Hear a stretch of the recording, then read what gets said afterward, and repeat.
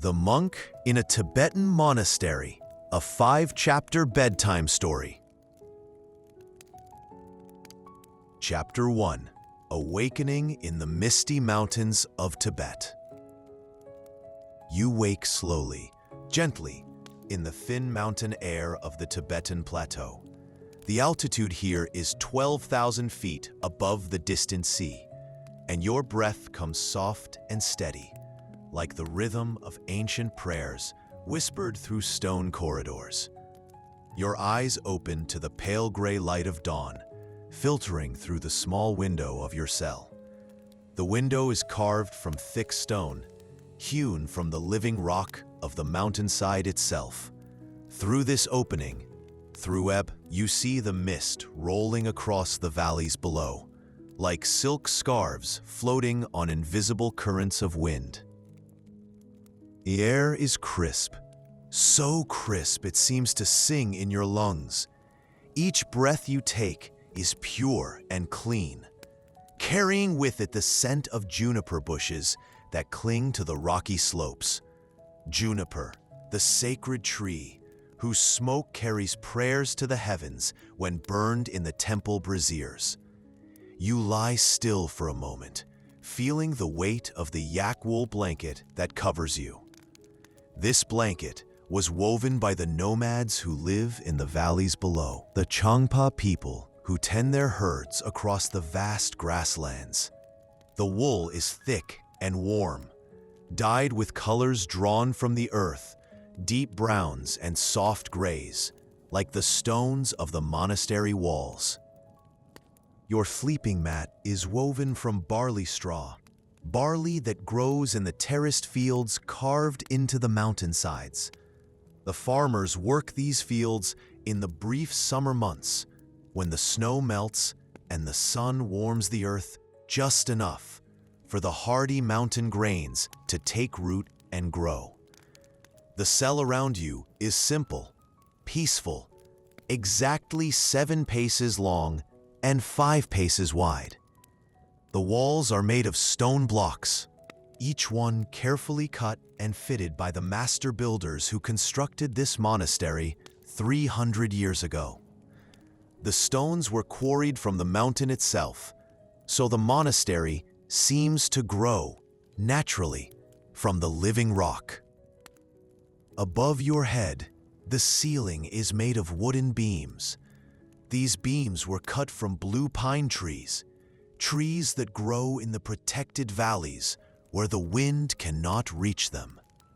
The wood has aged to a deep golden brown, and when the morning light touches it, it glows with a warmth that speaks of centuries of quiet contemplation. You rise slowly, your movements deliberate and mindful. Each motion, each gesture is part of the practice that has shaped your days for so many years. You place your feet, bare feet, on the cold stone floor.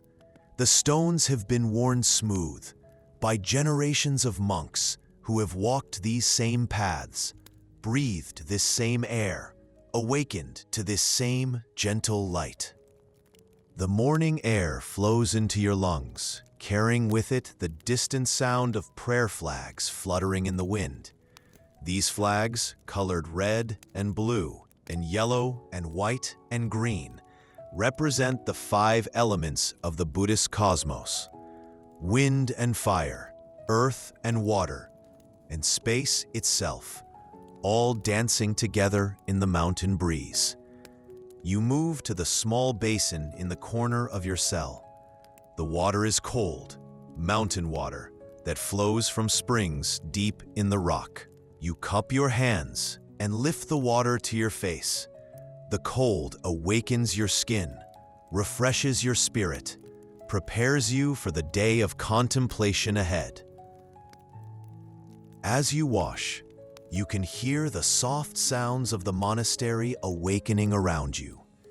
The gentle shuffle of felt slippers on stone floors, the quiet murmur of morning prayers, the distant ring of the bronze bell that calls the community to gather. This bell, this precious bell, was cast in the valleys of Nepal 2 centuries ago.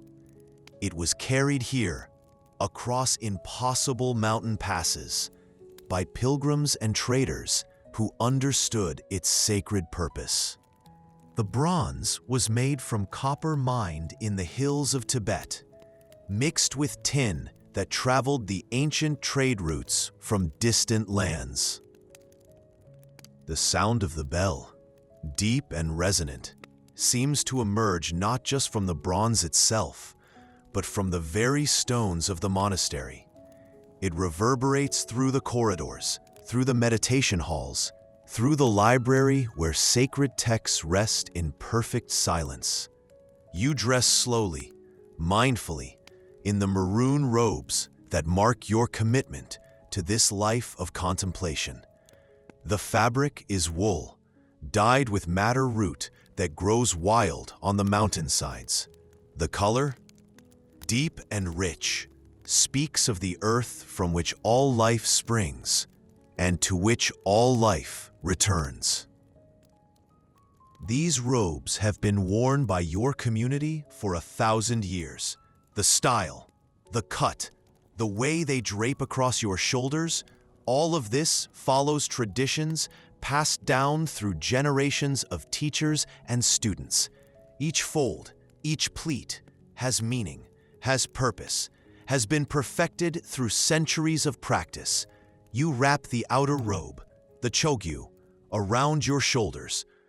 This robe represents the monk's renunciation of worldly concerns, the commitment to seek wisdom rather than wealth, understanding rather than power.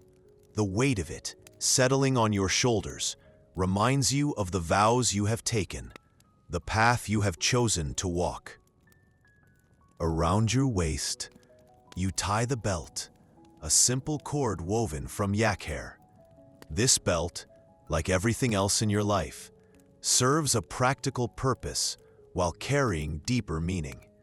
It holds your robes in place, just as your vows hold your life in place, giving it structure, giving it direction, giving it meaning. Moving to the window, you look out across the landscape that has become your world. The mountains stretch away in all directions. Peak after peak, rising into the pale morning sky. These are the highest mountains on earth, the roof of the world, where the air is so thin that only the most hardy plants and animals can survive.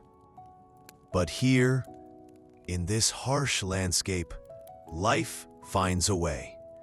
You can see the alpine flowers that bloom in the brief summer, tiny blossoms of blue and yellow and white that seem to glow against the gray rock. Rhododendrons cling to the cliffsides, their pink flowers like offerings to the mountain spirits. And everywhere, the wind carries the prayers of those who have walked this path before you. The mist below you shifts and swirls, revealing glimpses of the valley floor. Down there, far below, you can see the green patches where barley and turnips grow in the short growing season.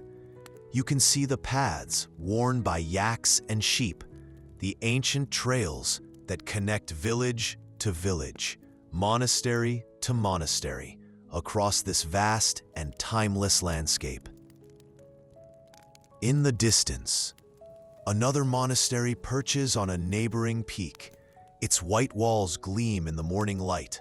Its golden roof catches the first rays of the sun.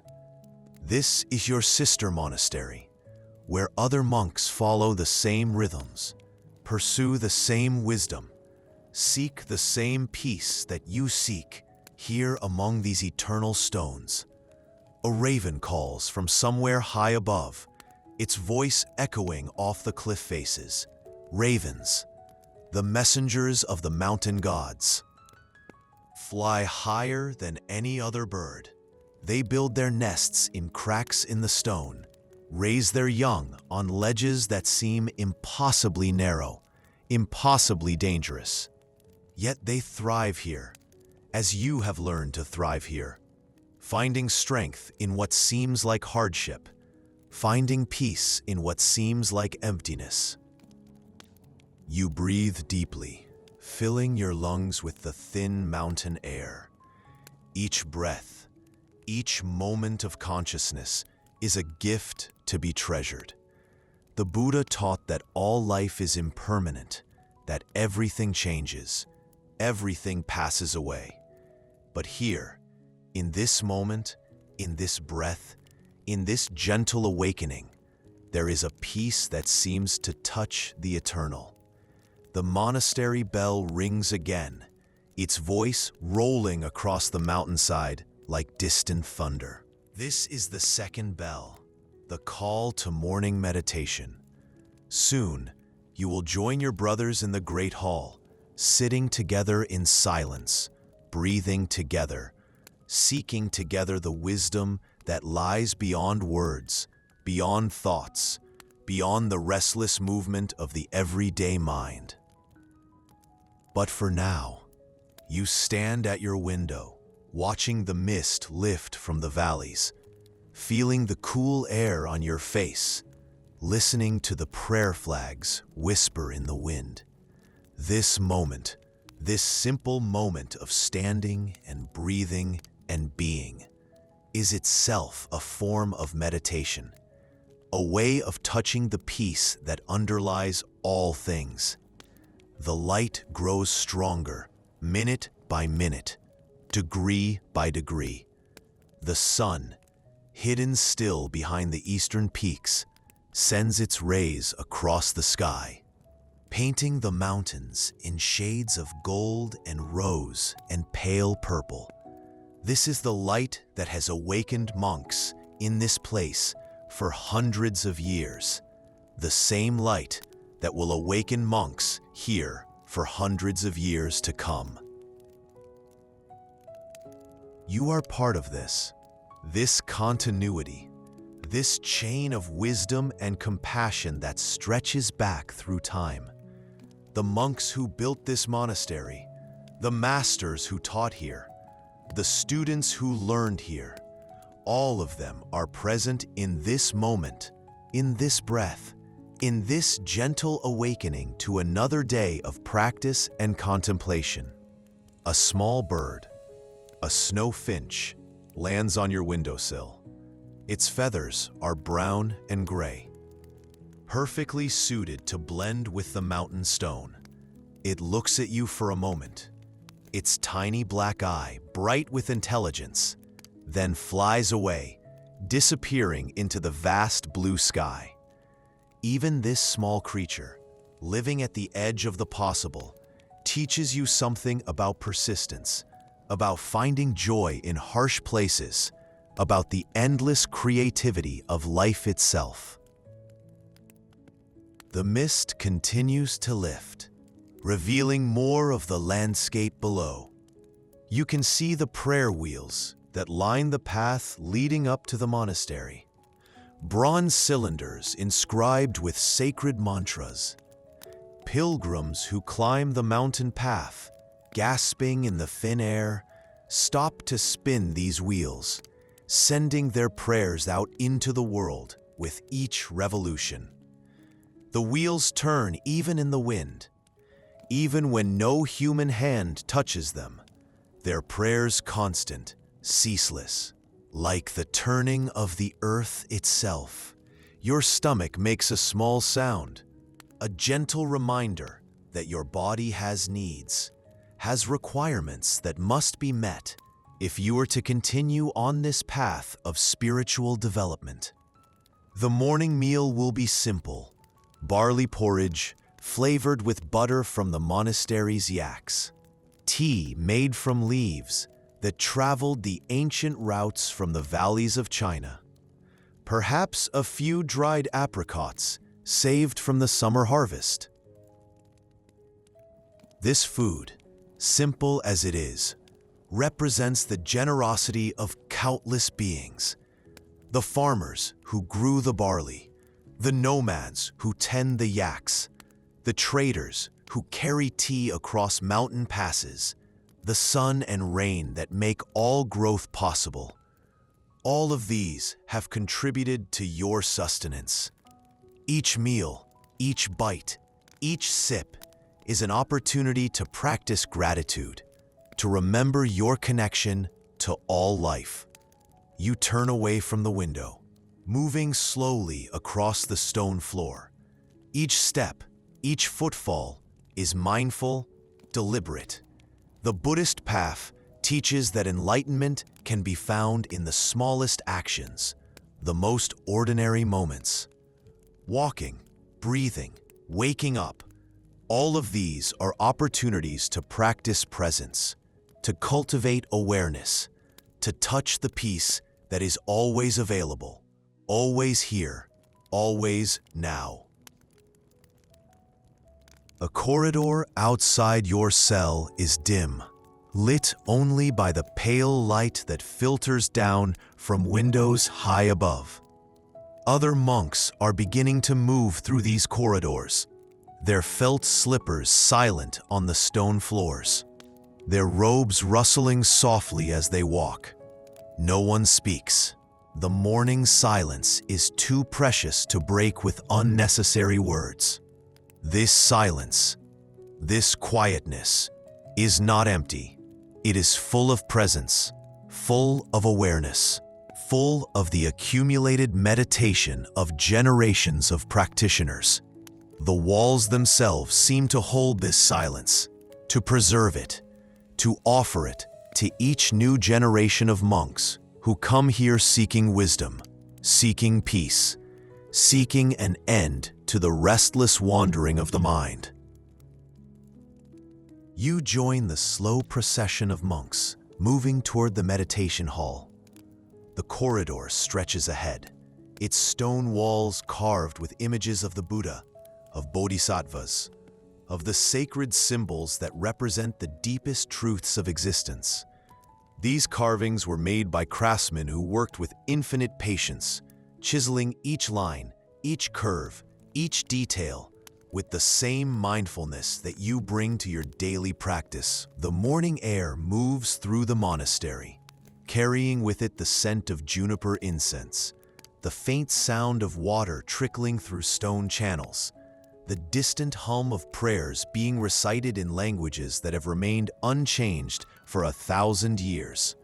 Sanskrit, Tibetan, Pali, each syllable, each word, each phrase has been polished by repetition, refined by generations of use, until it becomes not just sound, but a direct transmission of wisdom. As you walk, you feel your breathing slow, deepen, align itself with the rhythm of your steps. This is walking meditation, a practice that turns every movement into an opportunity for awakening. The Buddha himself walked like this, mindfully, peacefully, using each step as a chance to return to the present moment, to the reality that exists beyond thoughts, beyond worries, beyond the endless commentary of the mind. The monastery around you goes on. These ancient stones, these carved pillars, these worn steps, all of it speaks of impermanence. The builders who raised these walls are gone. The craftsmen who carved these images are gone. The abbots who once led this community are gone.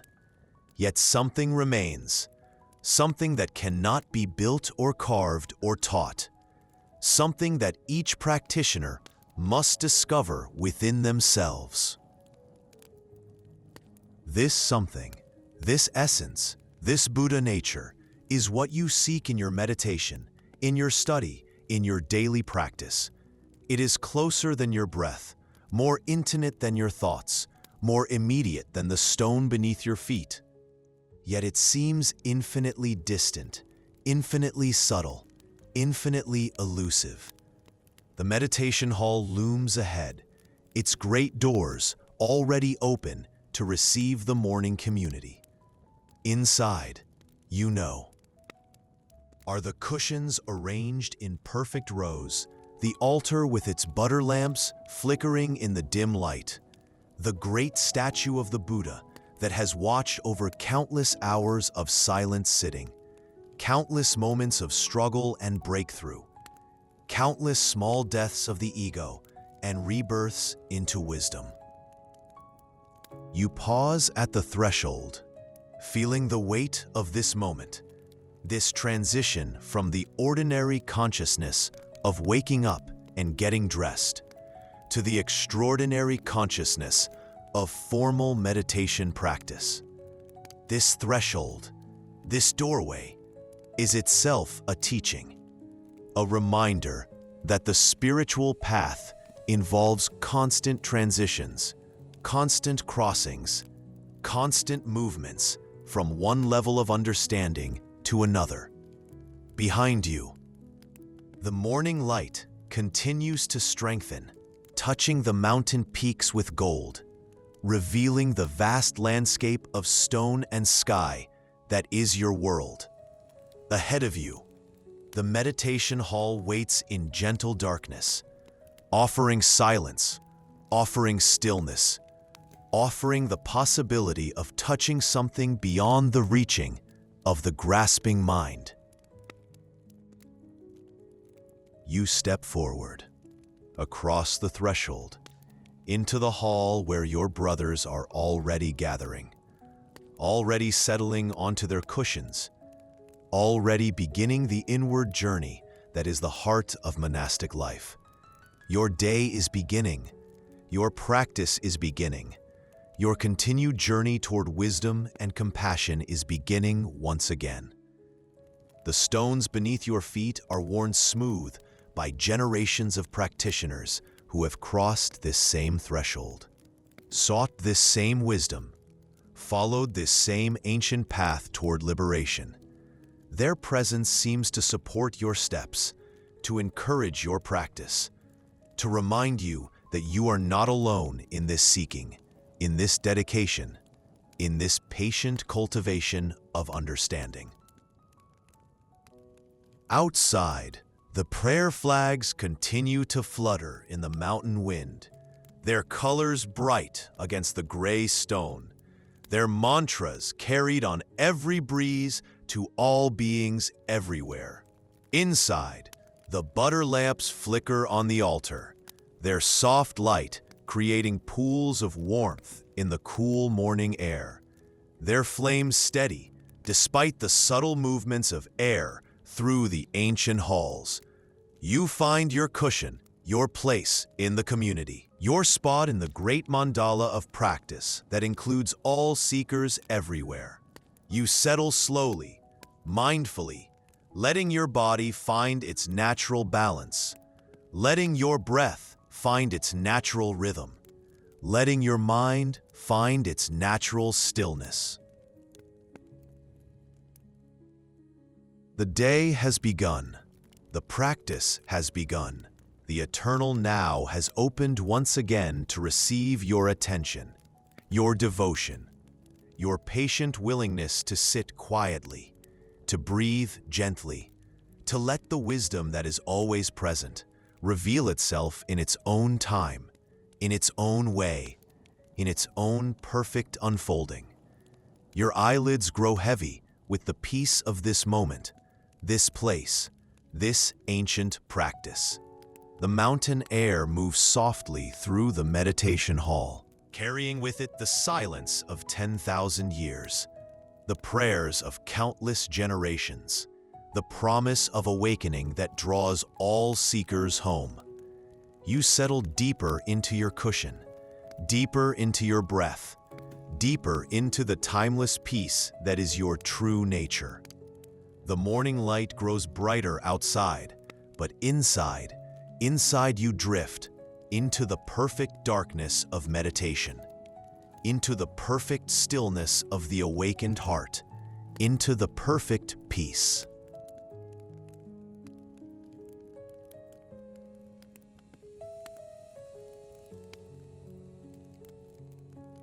Chapter 2: Morning Meditation in the Stone Monastery. The great meditation hall surrounds you like a cave carved from living stone, its walls rising up into shadows that seem to hold the accumulated silence of centuries. You sit cross-legged on your meditation cushion, a simple round pillow stuffed with barley hulls that were winnowed in the monastery courtyard during the last harvest season. Your spine rises, straight and natural, like a pine tree growing from mountain soil. The Buddha taught that meditation posture should be upright, alert, yet completely relaxed. Each vertebra rests gently on the one below it, creating a column of awareness that connects the earth beneath you to the vast sky above.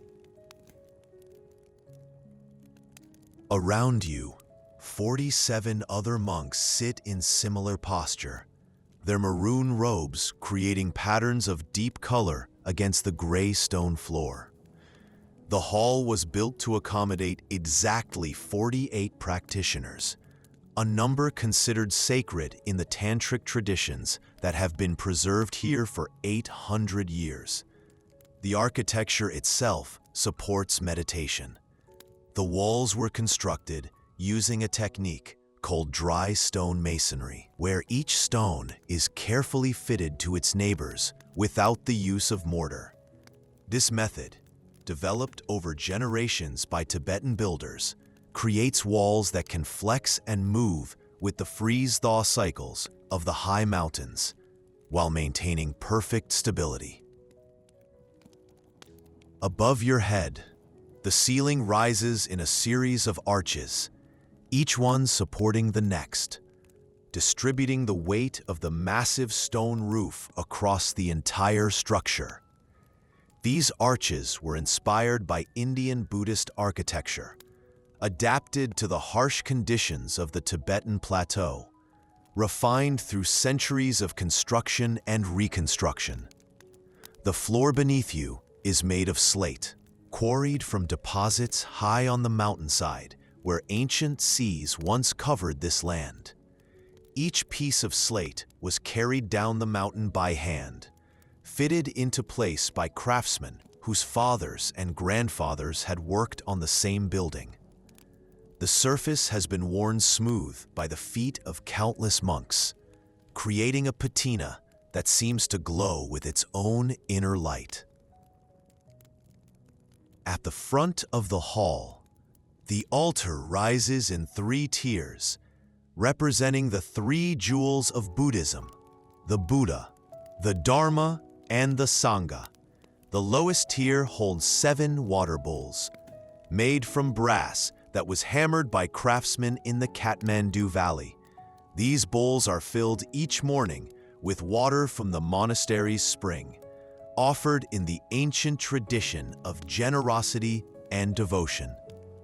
The middle tier supports butter lamps, dozens of small brass cups filled with yak butter and cotton wicks. The flames flicker gently, casting moving shadows on the carved walls, creating a light that seems alive, responsive to the subtle movements of air through the hall. This butter comes from the monastery's own herd of yaks, animals perfectly adapted to life at high altitude, with lungs twice the size of lowland cattle and blood that carries oxygen more efficiently. On the highest tier, a statue of the Buddha sits in perfect meditation posture. This statue was carved from a single piece of juniper wood, a tree that may have grown for 300 years before it was harvested for this sacred purpose.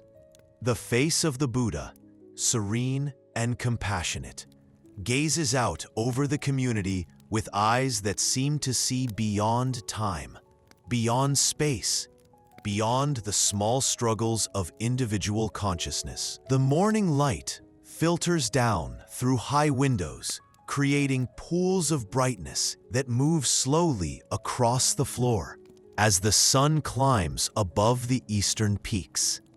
These windows were designed to admit light while excluding wind, using a technique that involves multiple layers of glass set at slight angles, creating a barrier against the mountain storms while preserving the connection to the natural world outside. You close your eyes, turning your attention inward, beginning the practice that has structured your days for so many years. The first stage of meditation, shamatha, or calm abiding, involves settling the mind by focusing attention on the breath.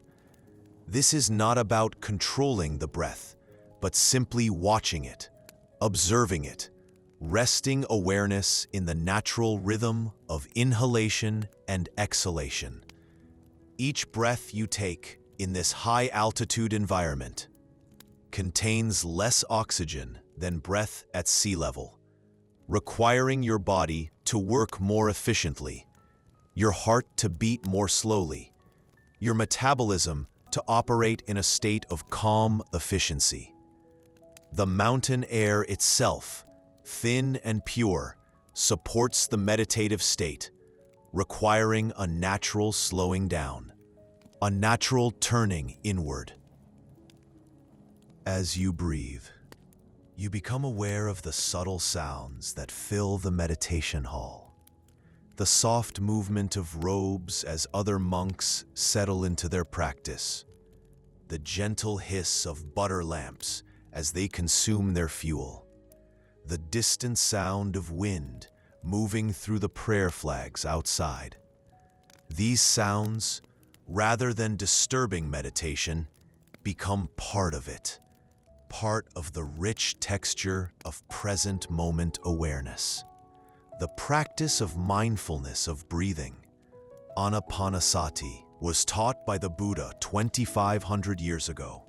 It begins with simply noticing that you are breathing, feeling the sensation of air entering and leaving the body. The breath serves as an anchor for attention, always available, always present, always bringing you back to the immediate reality of this moment, this body, this experience of being alive. You feel the cool air entering your nostrils, traveling down into your lungs, filling the spaces between your ribs, expanding your diaphragm. Then, after a natural pause, the warm air flows back out, carrying with it the tensions and worries that accumulate even in the most peaceful life. Each exhalation, each letting go, is a small death of the ego, a small surrender to the natural flow of existence. The meditation cushion beneath you, stuffed with hulls from the barley that grows in terraced fields carved into the mountainsides, provides just enough support to keep your pelvis tilted slightly forward, maintaining the natural curve of your spine. This barley, highland barley called chinkei, has been cultivated in Tibet for over 3,000 years, adapted to grow in the short seasons and intense sunlight of high altitude. Around you, the other monks breathe in unison, not through any conscious coordination, but through the natural synchronization that occurs when people meditate together in silence. This shared breathing creates a subtle rhythm, a collective pulse that supports individual practice while creating a sense of community, of shared purpose, of walking together on the ancient path toward awakening. The stone walls surrounding you, each block carefully cut and fitted, represent the accumulated labor of hundreds of workers over many generations. The monastery was built in stages, beginning with the meditation hall, the heart of monastic life, then expanding outward to include dormitories, kitchens, libraries, and all the structures needed to support a community dedicated to spiritual practice. the stones themselves tell stories. Limestone formed in ancient seas, sandstone created from desert dunes, granite cooled slowly in the deep chambers of the Earth's crust. Each type of stone was chosen for specific purposes: limestone for carving, sandstone for building, granite for foundations, creating a structure that harmonizes with the geological history of the landscape. As your meditation deepens, you begin to notice the space between breaths, the pause that occurs naturally at the end of each inhalation, the pause that occurs naturally at the end of each exhalation. These pauses, these moments of stillness, are doorways into deeper states of consciousness, glimpses of the peace that exists beyond the constant movement of breathing, thinking, feeling, existing. The practice of meditation is refined over thousands of years by countless practitioners, is like learning to tune a musical instrument. Too much effort and the string breaks. Too little effort and there is no music. The Buddha called this the middle way, finding the perfect balance between striving and relaxation, between concentration and ease, between effort and surrender.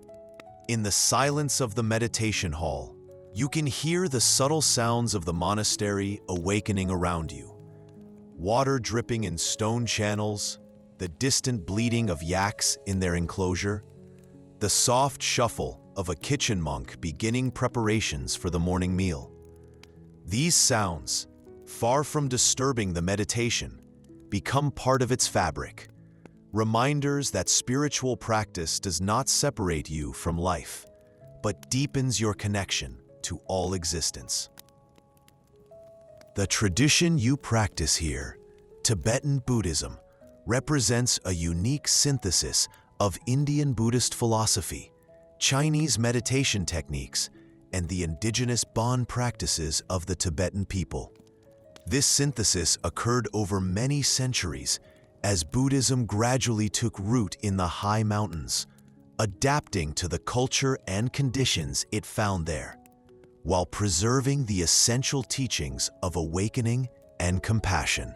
The monastery itself stands as a testament to this synthesis, its architecture incorporating elements from Indian stupas, Chinese pagodas, and traditional Tibetan fortress construction.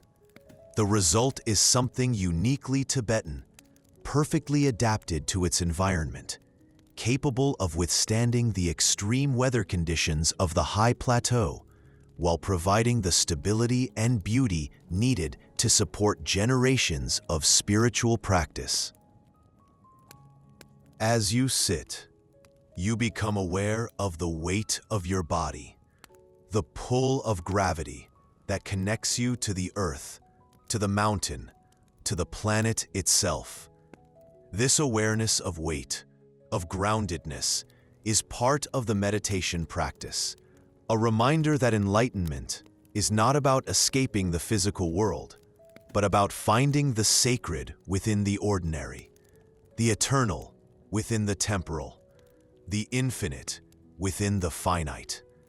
Your hands rest in your lap, in the classic meditation mudra, the left hand supporting the right, thumbs gently touching, forming a circle that represents wholeness, completion, the union of wisdom and compassion that is the goal of Buddhist practice. This mudra, sacred gesture, has been used by meditators for over 2,000 years, connecting you to an unbroken lineage of practitioners stretching back to the Buddha himself. The maroon robes you wear, dyed with madder root that grows wild on the mountainsides, represent your commitment to the monastic path. The color, deep and rich, symbolizes renunciation of worldly concerns, while the simple cut and comfortable fit of the robes supports the physical requirements of long meditation sessions. These robes are sewn according to patterns that have remained unchanged for centuries. Each stitch, each fold, each measurement carrying forward the accumulated wisdom of monastic tradition. As your meditation continues, you begin to notice the subtle movements of your mind, the way thoughts arise, linger for a moment, then dissolve back into silence. These thoughts, like clouds in the sky, are not obstacles to meditation. They are simply phenomena to be observed, acknowledged, and released. The practice is not to stop thinking, but to stop being caught by thoughts, to rest in the awareness that observes thinking without being identified with it.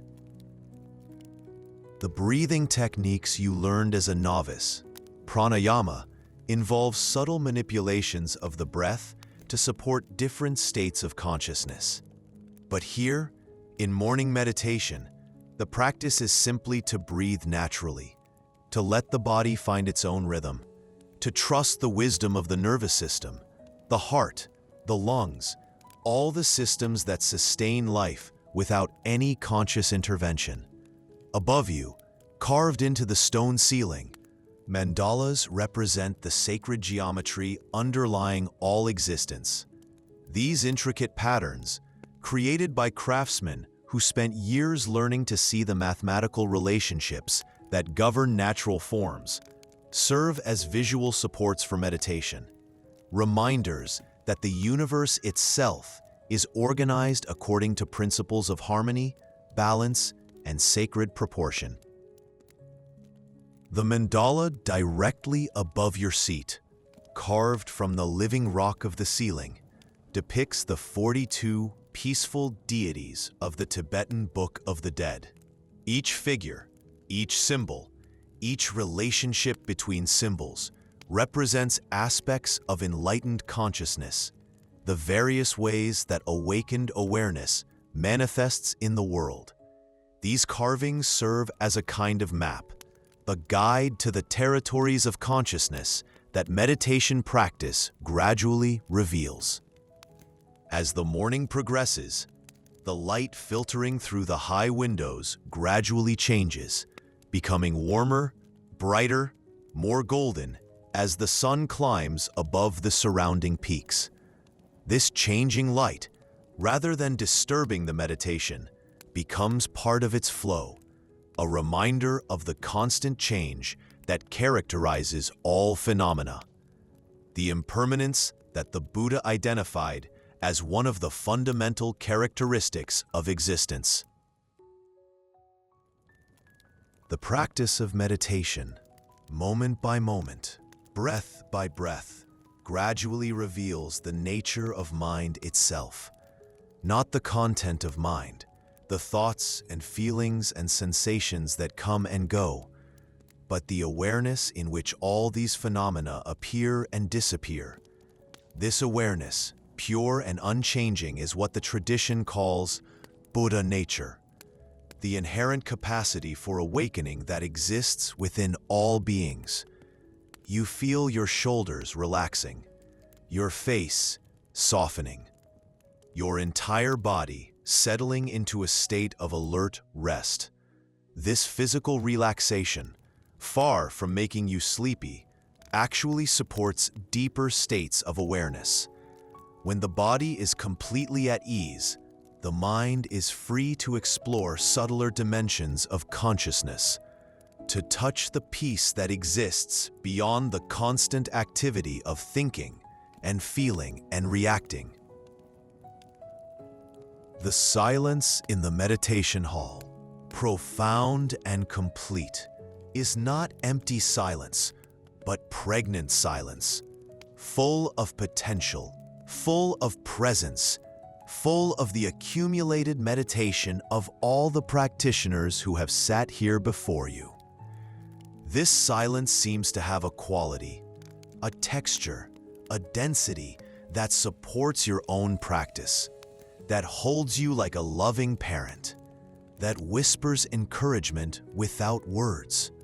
Around you, Your brothers in the Dharma continue their own inner journeys, each following the breath, each resting in awareness, each contributing to the collective field of mindfulness that permeates the hall. Though each practitioner sits alone, following his own breath, exploring his own mind, there is a deep sense of unity, of shared purpose, of walking together on the pathless path toward liberation. The silence in the meditation hall, profound and complete, is not empty silence, but pregnant silence, full of potential, full of presence, full of the accumulated meditation of all the practitioners who have sat here before you. This silence seems to have a quality, a texture, a density that supports your own practice, that holds you like a loving parent, that whispers encouragement without words.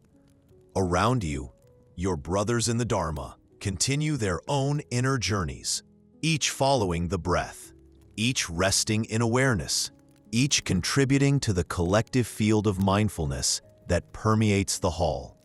Though each practitioner sits alone, following his own breath, exploring his own mind, there is a deep sense of unity, of shared purpose, of walking together on the pathless path toward liberation. The monastery bell, bronze cast in the valleys of Nepal and carried here by pilgrims, rings once from the courtyard outside. This single ring, deep and resonant, marks the halfway point of the morning meditation session. The sound seems to emerge not just from the bronze, but from the stones themselves, from the mountain, from the very fabric of space and time. As the bell's reverberations fade, you return attention to your breathing, to the simple, immediate, always available reality of inhalation and exhalation. This breath, this moment, this awareness is all there is. Past and future, memory and planning, hope and fear, all of these are mental constructions, stories told by the mind that have no reality beyond the reality we give them through our attention. The meditation practice, simple as it appears, is actually quite sophisticated, involving multiple levels of awareness operating simultaneously. There is the awareness of breathing, the awareness of the body sitting, the awareness of sounds in the environment, the awareness of thoughts and feelings arising and passing away, and beneath all of these, the awareness of awareness itself, the consciousness in which all experience unfolds. As you sit, you begin to sense the vast space of the mountain landscape surrounding the monastery, the peaks rising toward the sky, the valleys dropping away into blue distance, the endless expanse of stone and snow and sky that forms the context for this small community of seekers. This sense of space, of vastness, gradually permeates your inner experience, creating a feeling of openness, of freedom, of unlimited possibility. The practice of meditation, moment by moment, gradually dissolves the artificial boundaries between inner and outer, between self and world, between the meditator and the meditation. What remains in the deepest states of practice is simply awareness itself, pure consciousness, the Buddha nature that is the birthright of all sentient beings, temporarily freed from the limiting stories, the constraining identities, the narrow perspectives that ordinarily define experience. Your breath continues, steady and natural, like a river flowing through the landscape of consciousness, sometimes shallow and quick, sometimes deep and slow, always returning to its natural rhythm when left to its own wisdom. This breath, simple as it seems, connects you to all breathing beings, to the plants that produce oxygen, to the atmosphere that sustains all life, to the cosmic processes that created the conditions for consciousness to emerge from matter.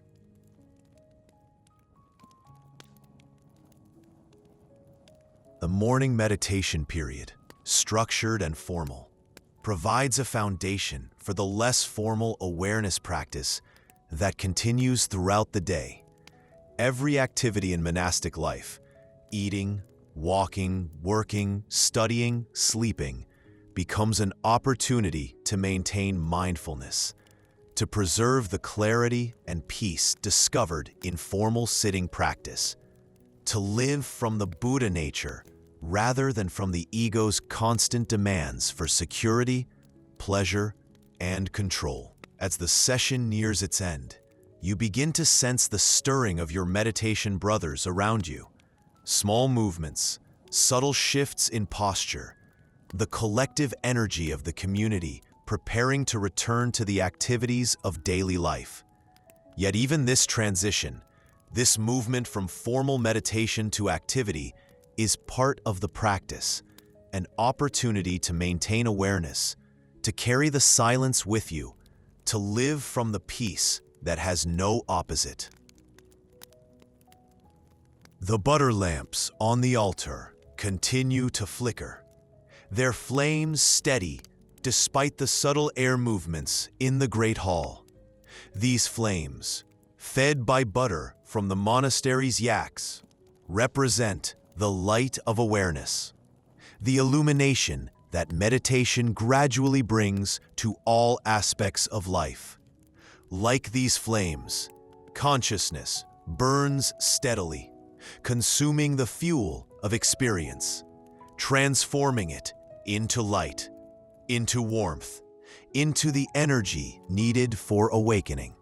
You prepare to open your eyes, to return to the world of form and color and activity, carrying with you the peace, the clarity, the deep rest that meditation provides. This peace, discovered in stillness, will accompany you through the day, supporting your interactions with others, informing your work, maintaining the connection to the Buddha nature that is your true home, your deepest identity, your most intimate reality.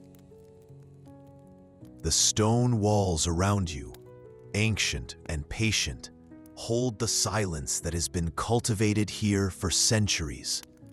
This silence, deeper than the absence of sound, pervades every aspect of monastic life, creating a context in which wisdom can emerge, compassion can flourish, and the ego's constant commentary can finally, gently, come to rest. Your eyes remain closed, but already you can sense the brightening light outside, the mountain air growing warmer, the day fully beginning around you. Soon you will open your eyes, bow to the altar, join your brothers in the simple rituals that mark the transition from meditation to daily activity. But for now, for these last precious moments, you rest in the perfect stillness that is your true nature, the awareness that was never born and will never die, the Buddha mind that is, always has been, and always will be, your most intimate home. The meditation hall holds you, supports you, blesses you with its ancient presence.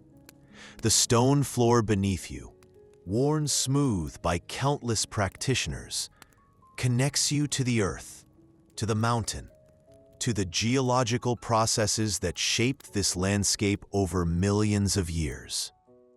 Above you, the carved ceiling tells stories of enlightenment, maps territories of consciousness, offers guidance for the journey that has no beginning and no end.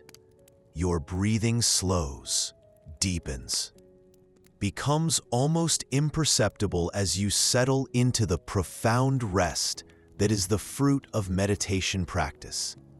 This rest, unlike sleep, is completely awake, vibrantly aware, touched with the joy that arises spontaneously when the mind stops its constant grasping, when the heart opens to its natural compassion, when consciousness recognizes its own true nature. The morning session draws to a close, but the meditation continues, will continue throughout the day, throughout your life, throughout all the lives of all beings seeking freedom from suffering.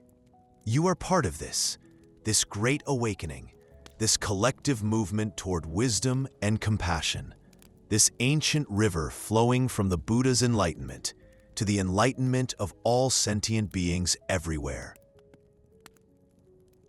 Your eyelids grow heavy with the deep peace of meditation, with the profound rest that comes from letting go, from surrendering the ego's constant struggles, from resting in the vast space of awareness itself.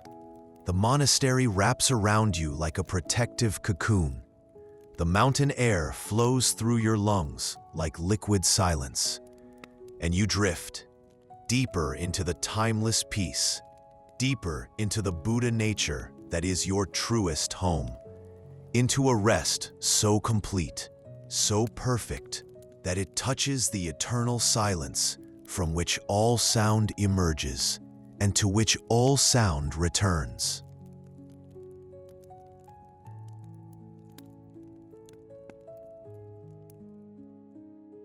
Chapter 3: Daily Life of Monks and the Silence of the Cloister. The meditation bell rings softly 3 times, calling you gently back from the depths of inner silence. Your eyes open slowly, adjusting to the warm golden light that now fills the great hall. Around you, your meditation brothers are stirring, their movements deliberate and mindful, preserving the peace cultivated during the morning sitting. You rise from your cushion with the same careful attention you brought to sitting, each movement an extension of meditation practice. Your legs, having been folded for over an hour, tingle slightly as blood circulation returns to normal. This tingling, rather than being uncomfortable, becomes another object of mindful awareness, another opportunity to observe the constantly changing nature of physical sensation. The walk from the meditation hall to the refectory follows ancient stone corridors, their walls carved with images of the Buddha's life, the Eightfold Path, and the countless bodhisattvas who have dedicated their lives to the liberation of all beings. These corridors were designed to be walked slowly, mindfully, as a form of walking meditation that bridges the gap between formal sitting practice and daily activities. Each step on the worn stone floor, polished smooth by countless feet over hundreds of years, connects you to the unbroken lineage of practitioners who have followed this same daily routine. The stones themselves seem to hold the accumulated mindfulness of generations, creating an atmosphere that naturally supports contemplative awareness.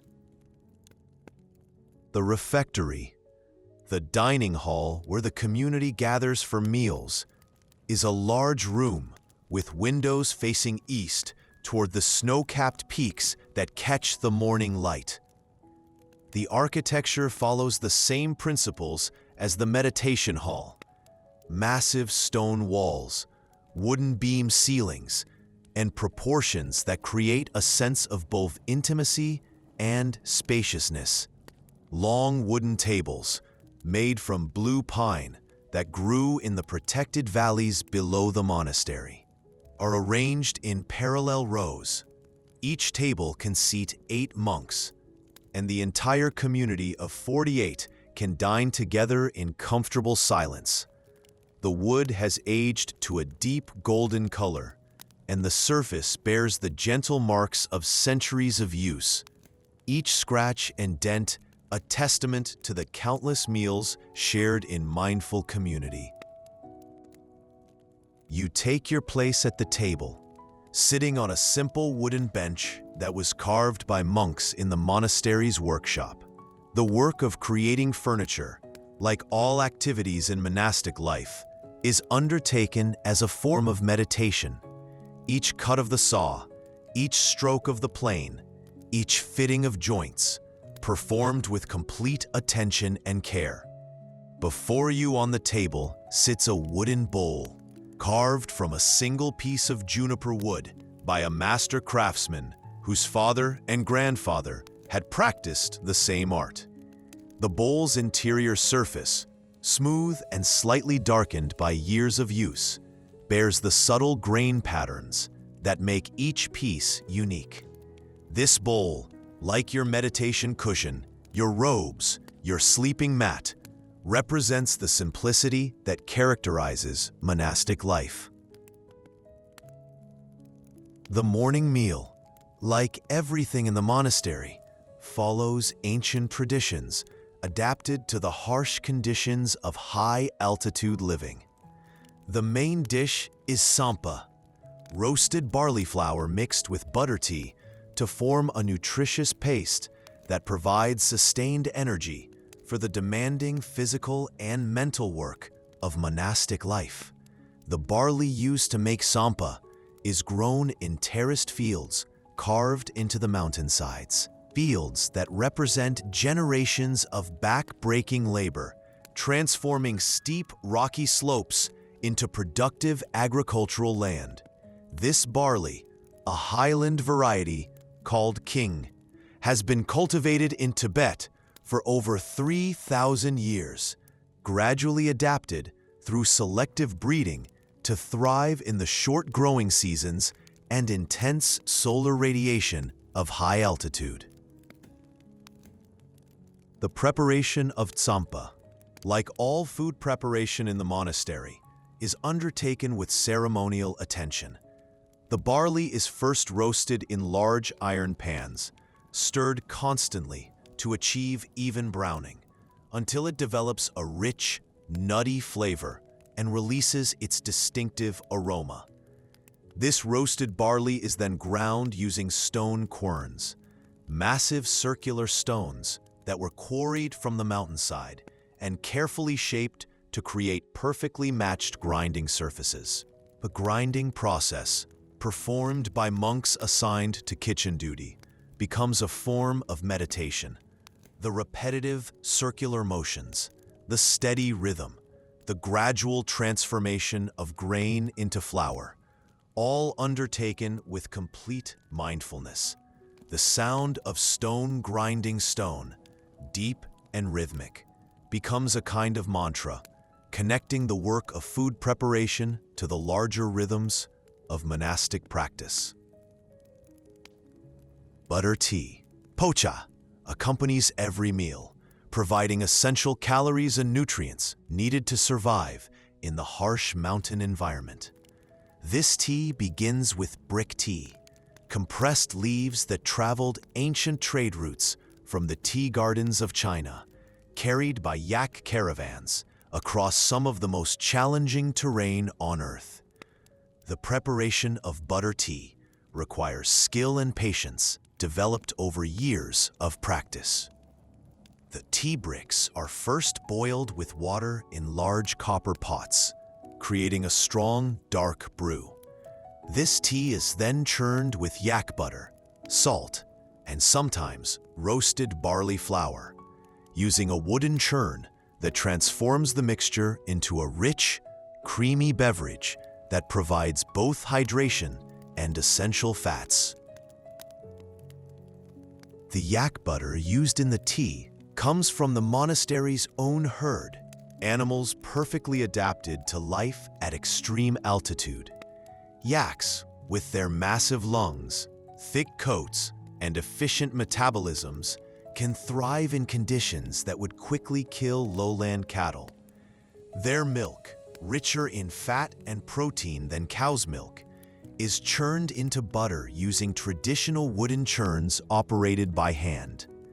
As you eat, you practice the meditation of mindful consumption, paying complete attention to each bite, each swallow, each sensation of taste and texture. This mindfulness transforms eating from a merely biological function into a spiritual practice, an opportunity to cultivate gratitude, awareness, and appreciation for the countless beings whose efforts made this meal possible. The silence during meals, unbroken except for the gentle sounds of chewing, swallowing, and bowls being placed on wooden tables, creates a space for inner reflection. This silence is not empty, but full of presence, full of awareness, full of the accumulated mindfulness of the community eating together in contemplative peace. After the meal, you join the other monks in cleaning the refectory, washing bowls, wiping tables, sweeping floors, all undertaken as extensions of meditation practice. Each task, no matter how humble, becomes an opportunity to cultivate presence, to maintain awareness, to serve the community with selfless dedication. The washing of bowls takes place at stone basins filled with water heated over yak dung fires. This water, precious at high altitude where fuel is scarce, is used sparingly. Each bowl cleaned with careful attention, each drop valued as the gift it represents. The yak dung used for fuel, collected and dried during the brief summer months, burns slowly and steadily, providing heat for cooking while producing minimal smoke. From the refectory, you walk to the library, the monastery's collection of sacred texts that represents one of the most complete repositories of Buddhist wisdom in the region. The library occupies 3 floors of the monastery's eastern wing, its windows facing the morning light that is essential for the delicate work of manuscript preservation and copying.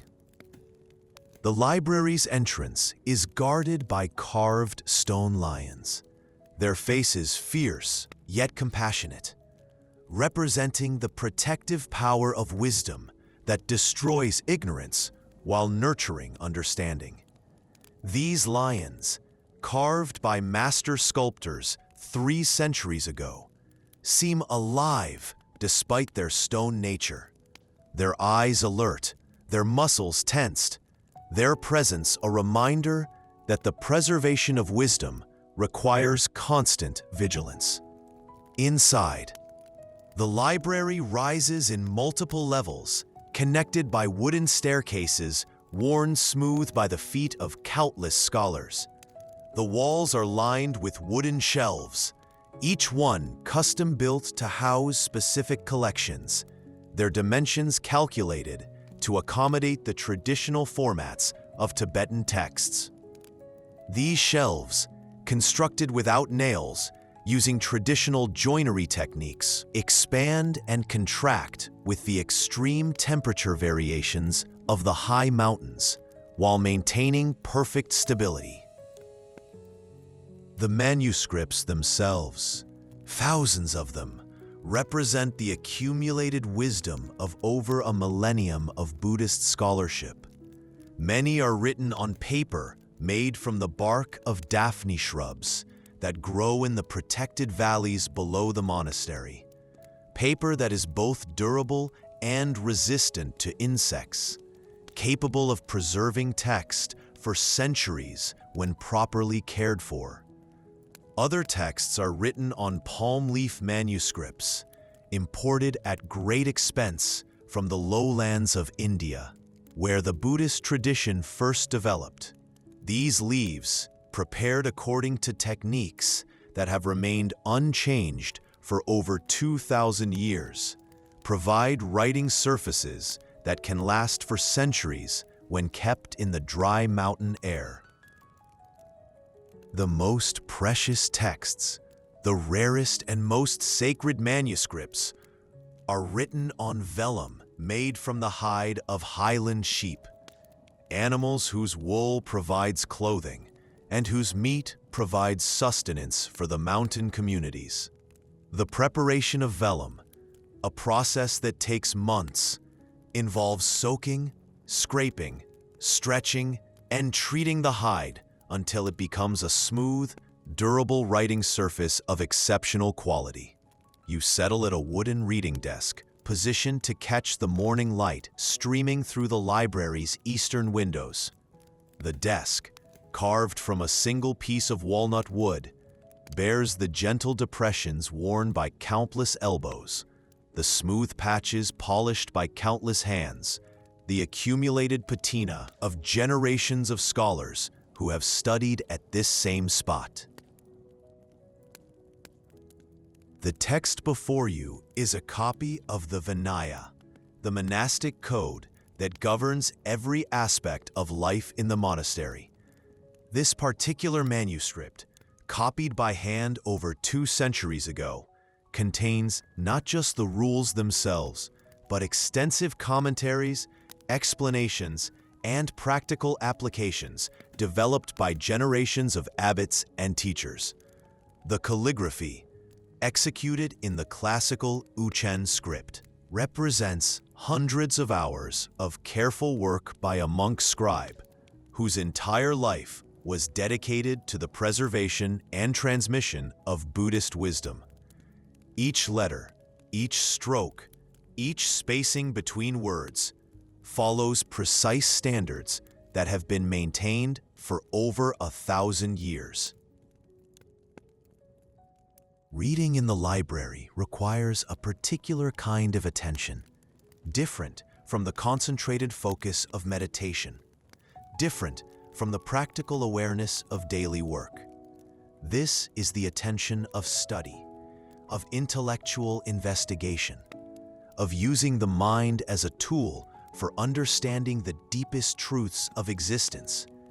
The text describes the daily routine that structures monastic life, the same routine you follow each day, but seeing it described in ancient language, supported by centuries of commentary, deepens your appreciation for the wisdom embedded in even the simplest activities.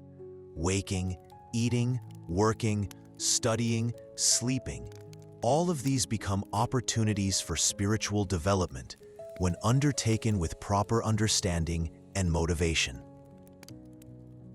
As you read, you become aware of the other monks engaged in study around you, some copying texts to preserve them for future generations, others preparing teachings they will give to novices, others engaged in the deep philosophical investigations that have characterized Buddhist scholarship for over 2 millennia.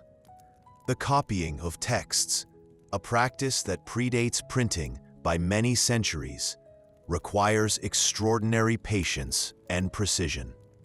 Each letter must be formed perfectly, each line must be straight, each page must be clean and beautiful. This work, far from being merely mechanical, becomes a form of meditation, a way of internalizing the wisdom contained in the texts through the physical act of reproducing them. The ink used for copying is made from lampblack, soot collected from butter lamps mixed with water and binding agents derived from tree bark. This ink, prepared according to formulas passed down through generations of scribes, creates characters that remain clear and dark for centuries, preserving the wisdom of the texts for future generations of practitioners. The brushes used for writing, made from the tail hair of mountain sheep, are crafted by monks who have developed extraordinary skill in their preparation. Each brush must hold ink properly, release it at the right rate, maintain its point through hours of use. The making of brushes, like all crafts in the monastery, becomes a meditation on patience, precision, and the satisfaction that comes from creating tools worthy of their sacred purpose. Around midday, the library falls quiet as monks take a break from their studies to engage in physical work. The monastery, despite its spiritual focus, requires constant maintenance, repair, and improvement. Stone walls must be repointed, roofs must be repaired, water channels must be cleared, gardens must be tended, and countless other tasks must be completed to maintain the physical infrastructure that supports contemplative life. You join a group of monks working in the monastery garden, a series of terraced plots carved into the hillside where vegetables and medicinal herbs are grown during the brief summer season. The soil in these gardens, painstakingly created over generations, consists of decomposed yak manure, kitchen scraps, fallen leaves, and earth carried up from the valleys below in leather bags. The vegetables grown here, turnips, radishes, potatoes, and hardy greens, provide essential nutrients during the long winter months when fresh food is unavailable. These crops, like the barley grown in the surrounding fields, have been selected over centuries for their ability to mature in the short growing season, to resist frost, and to store well through the winter. Working in the garden, your hands in direct contact with soil and plants, provides a different kind of meditation, a grounding counterpoint to the mental concentration of study and formal sitting practice. Each plant, each seed, each handful of earth becomes a teacher, demonstrating the principles of growth, change, and interdependence that lie at the heart of Buddhist philosophy. The garden work is performed in silence, but it is not empty silence. It is the comfortable silence of people working together toward a common goal, each understanding his role, each contributing his skills, each finding satisfaction in the collective effort to sustain the community. This silence allows attention to rest fully in the work, in the sensation of tools in hands, in the smell of earth, in the visual pleasure of growing things. The tools used in the garden, hoes and spades forged in the monastery's workshop, represent the same attention to quality and durability that characterizes everything made here. These tools are designed to last for decades. Their wooden handles shaped to fit comfortably in the hand, their metal parts forged from iron that was smelted using traditional techniques, their overall design refined through generations of practical use. As you work, you become aware of the insects, birds, and small animals that share the garden space, each playing its role in the complex web of relationships that makes growth possible. Bees, traveling from flowers in the wild meadows, pollinate the vegetable plants, while birds control insect populations, and earthworms, where they exist in the thin soil, help decompose organic matter into nutrients plants can use. This awareness of interdependence, discovered through direct observation rather than philosophical study, deepens your understanding of the Buddhist teaching that all phenomena arise through the interaction of countless causes and conditions. Nothing exists independently. Everything depends on everything else, and this web of mutual dependence extends infinitely in all directions. The afternoon work period ends with the sound of the monastery bell, its bronze voice rolling across the mountainside, calling the community back to study, practice, and contemplation. You clean your tools carefully, storing them in the garden shed, where they will remain sharp and ready for tomorrow's work. Then walk slowly back toward the main buildings. The return walk provides an opportunity for informal walking meditation. Each step mindful, each breath conscious, each moment of visual contact with the surrounding landscape an opportunity to appreciate the extraordinary beauty of your mountain home. The peaks, the valleys, the sky, the clouds, all of this becomes part of your practice, part of your path toward understanding, part of your gradual awakening to the sacred nature of ordinary existence. Evening approaches slowly in the high mountains, the light becoming golden, then orange, then deep red as the sun drops behind the western peaks. This changing light, rather than signaling the end of the day, marks a transition to evening practices, to different kinds of study, to the contemplative activities that prepare mind and body for rest. The monastery, as evening arrives, takes on a different quality, more intimate, more introspective, filled with the accumulated peace of a day spent in mindful activity. The stone walls, warmed by the day's sun, radiate a gentle heat that makes the corridors comfortable, even as the mountain air grows cold. You enter your cell as the last light fades from the western sky, carrying with you the accumulated mindfulness of the day, the peace discovered in meditation, the satisfaction found in study, the grounding experienced in physical work. All of this becomes part of the inner silence that characterizes monastic life. The evening period, before sleep, is devoted to personal practice, to reflection on the day's experiences, to preparation for sleep that will restore body and mind for tomorrow's continuation of the path. This time, private and unstructured, allows each monk to pursue the particular practices that support his individual development, while maintaining the collective rhythm that unifies the community. Your cell, small and simple, becomes a sanctuary, a place where the day's experiences can be integrated, understood, transformed into wisdom through the alchemy of contemplative reflection. The stone walls, the wooden ceiling, the small window looking out toward the stars, all of this provides a perfect container for the inner work that continues even as the body rests.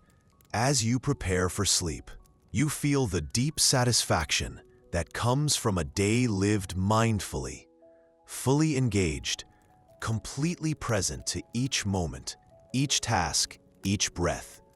This satisfaction, unlike the pleasure that comes from external achievements, arises from the simple fact of being awake, being aware, being alive in this precious human body, in this extraordinary place, at this perfect moment in the endless flow of time. A monastery settles into evening quiet, the silence deepening, becoming more profound, more complete as the community prepares for sleep.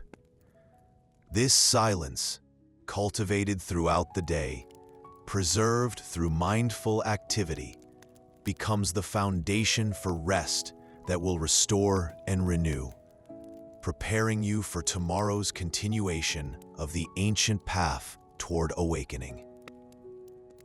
Your eyelids grow heavy with the deep contentment of a day well lived, a day devoted to practice, to service, to the gradual cultivation of wisdom and compassion. The mountain air flows softly through your cell, carrying with it the prayers of countless beings, the blessings of the awakened ones, and the promise of rest so deep, so complete, that it touches the very source of peace itself. You settle into your sleeping mat, into the perfect darkness of mountain night, into a rest so profound, so healing, that it prepares you perfectly for tomorrow's awakening.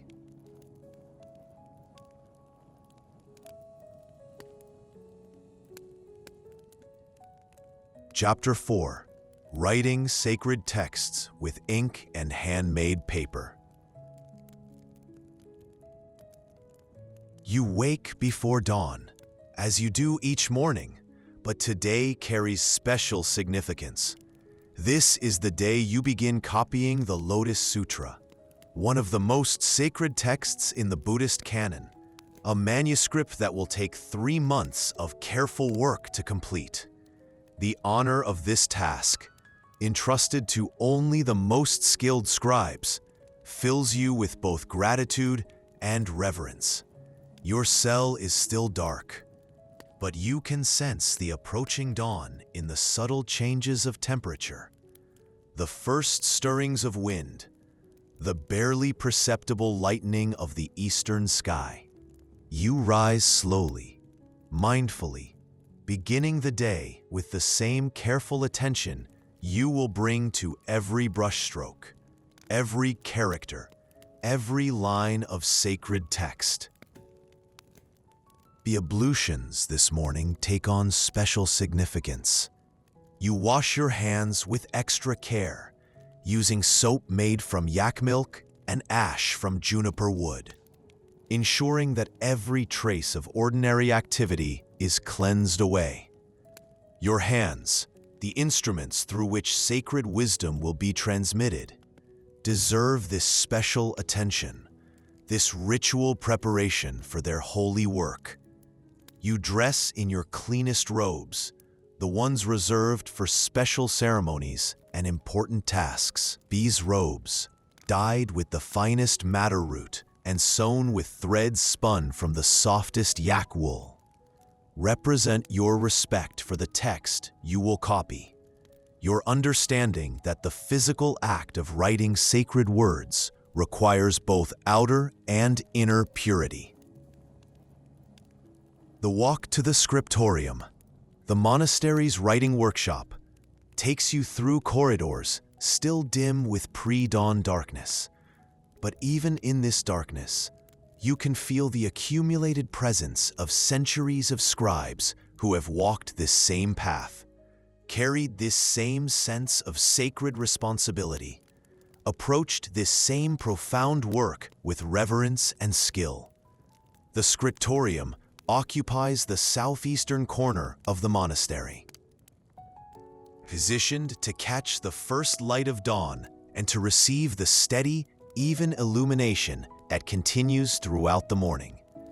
The room was designed specifically for the delicate work of manuscript copying, with wide windows, high ceilings, and proportions that create an atmosphere of both concentration and spaciousness.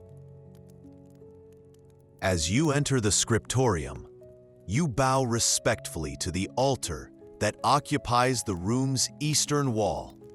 This altar, smaller than the great altar in the meditation hall, but equally sacred, holds images of Manjushri, the bodhisattva of wisdom, and Samantabhadra, the bodhisattva whose compassion inspires the preservation and transmission of Dharma teachings. Before the altar, 7 water bowls catch the first light of dawn, their polished brass surfaces reflecting the soft glow of butter lamps.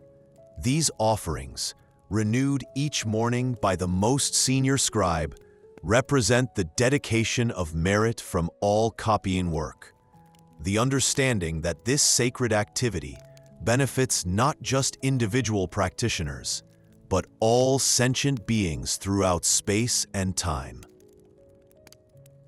Your writing desk, assigned to you 3 years ago when you completed your training in calligraphy, occupies the place of honor nearest the eastern windows.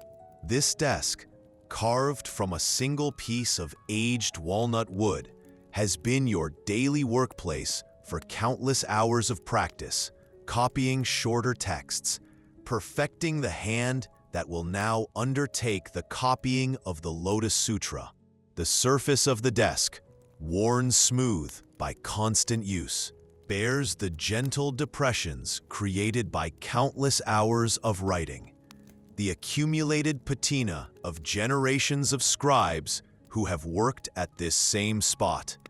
Each mark, each variation in color, tells the story of sacred texts that have been copied here, wisdom that has been preserved, teachings that have been transmitted across centuries. You begin your preparation by laying out the tools of your craft, each one selected and maintained with extraordinary care. The inkstone, carved from slate quarried high on the sacred mountain, provides the surface where dry ink is mixed with water to create the liquid medium for writing. This stone, worn smooth by decades of use, has absorbed the essence of countless texts, become sanctified through its service to the Dharma. The ink stick, made from lampblack, collected from butter lamps, mixed with binding agents derived from tree bark, represents months of careful preparation by the monastery's ink maker. This ink, when mixed with water, creates characters that remain dark and clear for centuries, preserving the sacred words for future generations of practitioners. The grinding of ink, the first activity of each day's copying work, becomes a form of meditation, a way of preparing mind and materials together for the sacred task ahead. You add a few drops of water to the inkstone, then begin grinding the ink stick in slow, circular motions, feeling the gradual transformation of solid into liquid, matter into medium, potential into actuality.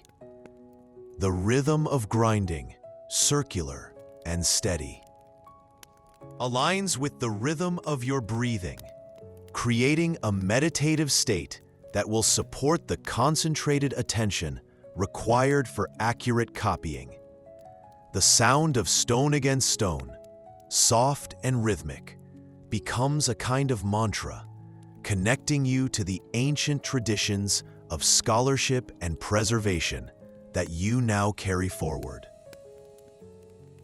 As the ink reaches proper consistency, dark and flowing, but not too thin, you test it by making a few practice strokes on a piece of scratch paper. The ink should flow smoothly from the brush, creating lines of consistent darkness and width, releasing cleanly from the brush tip without blotting or running. This testing, this preparation, ensures that every character of the sacred text will be formed perfectly. Your brushes, the primary tools of your craft, rest in a jade holder carved specifically for this purpose. These brushes, made from the tail hair of mountain sheep by a master craftsman in the monastery's workshop, represent the culmination of centuries of refinement in brushmaking techniques. Each brush, shaped and sized for specific types of strokes, has been seasoned through months of careful use. Your writing desk, assigned to you 3 years ago when you completed your training in calligraphy, occupies the place of honor nearest the eastern windows. This desk, carved from a single piece of aged walnut wood, has been your daily workplace for countless hours of practice, copying shorter texts, perfecting the hand that will now undertake the copying of the Lotus Sutra. The surface of the desk, worn smooth by constant use, bears the gentle depressions created by countless hours of writing. the accumulated patina of generations of scribes who have worked at this same spot. Each mark, each variation in color, tells the story of sacred texts that have been copied here, wisdom that has been preserved, teachings that have been transmitted across centuries. You begin your preparation by laying out the tools of your craft, each one selected and maintained with extraordinary care.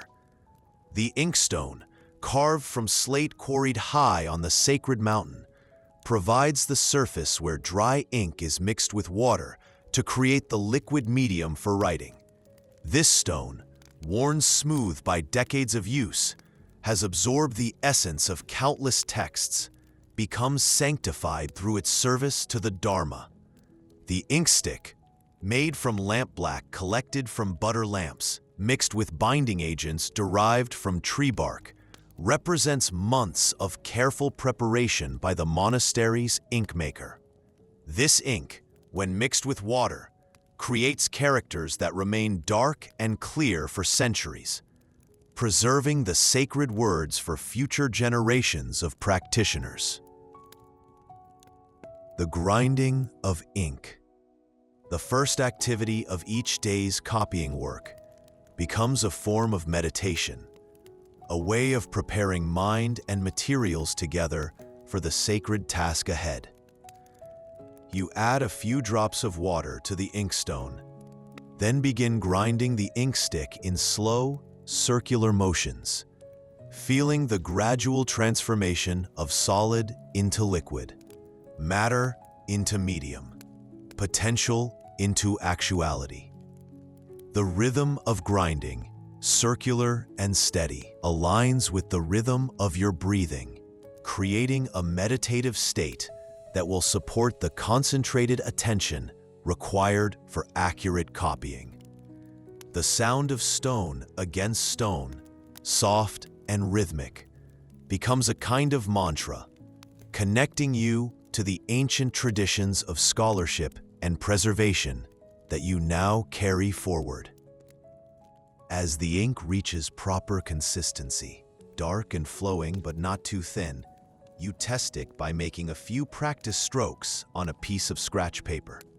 The ink should flow smoothly from the brush, creating lines of consistent darkness and width, releasing cleanly from the brush tip without blotting or running.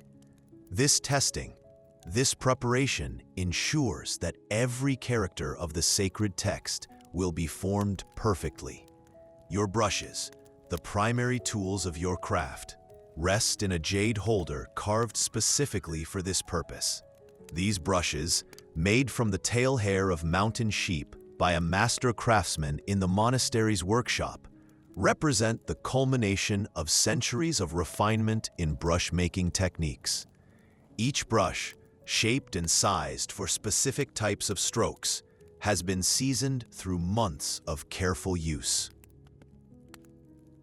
The largest brush, used for the main text, has a tip that can hold enough ink for several characters while maintaining perfect sharpness. The medium brush, used for smaller text and annotations, provides precise control for detailed work. The smallest brush, finest of all, creates the delicate strokes used for punctuation and the most intricate character components. Before you on the desk, arranged with ceremonial precision, lies the paper on which the Lotus Sutra will be copied. This paper, made in the monastery's paper workshop from the bark of Daphne shrubs that grow in the protected valleys below, represents weeks of careful preparation, soaking, beating, forming, and drying, according to techniques that have remained unchanged for over 1,000 years. The paper-making process, undertaken by monks specifically trained in this ancient craft, begins with the harvest of Daphne bark during the brief summer season. The bark, stripped from shrubs in sustainable quantities that allow the plants to regenerate, is then soaked in mountain stream water for several weeks until the fibers separate naturally. The soaked bark is beaten with wooden mallets, pounded rhythmically for hours until it transforms into a fine pulp suitable for papermaking. This beating, performed by teams of monks working in rotation, becomes a form of group meditation, the rhythm of mallets creating a collective mantra that sanctifies the papermaking process. The pulp is then formed into sheets using wooden frames and bamboo screens, techniques learned from Chinese papermakers who traveled the Silk Road centuries ago. Each sheet must be uniform in thickness, smooth in texture, and strong enough to support the weight of ink without bleeding or tearing. The making of perfect paper requires not just skill, but patience, attention, and devotion to quality that mirrors the reverence brought to copying sacred texts. The drying of paper, performed in the monastery's drying room, where controlled temperature and humidity ensure perfect results, takes several days for each batch. The finished paper, cream-colored and slightly textured, provides an ideal surface for calligraphy, absorbent enough to hold ink without bleeding, smooth enough to allow the brush to flow freely across the surface. You lift the first sheet of paper, feeling its weight, its texture, its readiness to receive sacred words. This paper, created through the devoted labor of your Dharma brothers, sanctified through the intention to serve wisdom, represents the foundation on which the teachings of the Buddha will be preserved for future generations. The preparation of your writing space, like every aspect of monastic life, follows precise protocols developed through centuries of practice. The paper must be aligned perfectly with the desk, the inkstone positioned for easy access, the brushes arranged in order of use, the water bowl placed for cleaning brushes. Everything organized to support flowing, uninterrupted work. You begin with a prayer, silently reciting the dedication of merit that precedes all copying work, acknowledging the sacred nature of the task, requesting guidance from the wisdom beings, and dedicating whatever benefit might arise from this work to the liberation of all sentient beings. This prayer, heartfelt and sincere, transforms copying from mere mechanical reproduction into spiritual practice. The first character of the Lotus Sutra, carefully formed with your finest brush, marks the beginning of months of patient work. The character, meaning thus, represents the traditional opening of all Buddhist sutras, the indication that what follows is the direct teaching of the Buddha, as preserved in the oral tradition and later committed to writing. Each stroke of this first character, formed with complete attention and reverence, sets the tone for all that follows. The vertical line, drawn from top to bottom with steady pressure, represents the connection between heaven and earth, the flow of wisdom from the enlightened mind to ordinary consciousness. The horizontal strokes, balanced and proportionate, create stability, foundation, the ground on which understanding can develop. As you complete the first character, you pause, feeling the significance of this moment, the continuation of an unbroken tradition of preservation that connects you directly to the Buddha's teaching. Your hand, guided by years of training, has just become part of the living transmission of Dharma, part of the great work of keeping wisdom alive in the world. The morning light, streaming through the east-facing windows, illuminates your workspace with the perfect brightness needed for detailed calligraphy. This light, clear and steady, reveals every nuance of brush movement, every variation in ink density, every aspect of the emerging text that requires attention and correction. The other scribes in the room, 5 monks, equally skilled in the arts of calligraphy and manuscript preparation, work at their own desks in concentrated silence. The only sounds are the soft whisper of brushes on paper, the gentle tap of brush handles on inkstones, the quiet breathing of monks absorbed completely in their sacred work. This silence, deeper than the mere absence of speech, creates a field of concentrated attention that supports everyone's work. Each scribe, focused completely on his own text, nevertheless contributes to the collective mindfulness that pervades the room. The shared dedication that transforms individual effort into community practice. The rhythm of copying, developed through years of practice, becomes as natural as breathing, as walking, as any other physical activity that has been perfected through repetition.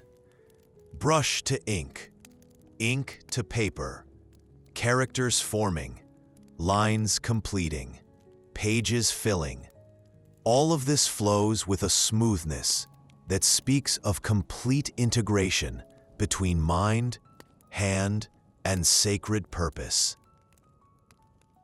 Each character requires multiple brush strokes, each stroke requiring specific pressure, direction, and speed to create the classical proportions of Tibetan script. The character for have requires 7 distinct strokes, each one precisely placed to create proper balance and proportion. The character for heard, more complex, requires 12 strokes, each contributing to the overall harmony of the written word. The calligraphy you practice, known as Uchen script, represents the formal style used for all sacred texts, the most beautiful and precise form of Tibetan writing.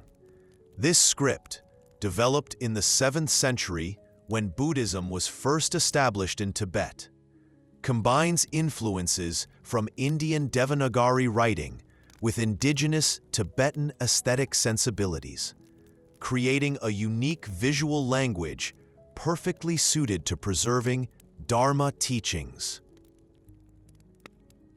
Each letter of the Uchen alphabet, 30 consonants and 4 vowels, has specific rules governing its formation, proportions that must be maintained, spacing that must be observed. These rules, far from constraining creativity, provide a framework within which the scribe's skill and devotion can be expressed through perfect execution of traditional forms. The vowel marks, small symbols placed above, below, or beside consonants to indicate pronunciation, require especially delicate brushwork. These marks, tiny as they are, must be perfectly positioned and proportioned, their placement affecting both the meaning and the visual harmony of the text. A vowel mark placed incorrectly, even by a hair's width, can distort meaning and mar the beauty of the page. As the morning progresses, you complete the opening verses of the Lotus Sutra, those magnificent lines that describe the Buddha's preparation for teaching, the vast assembly of beings gathered to receive instruction, the cosmic significance of the wisdom about to be revealed.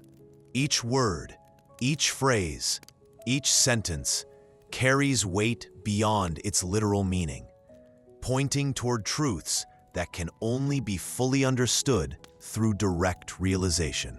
The text describes the Buddha seated on Vulture Peak, surrounded by thousands of monks, nuns, laypeople, and celestial beings, all gathered to receive teachings that will revolutionize their understanding of existence.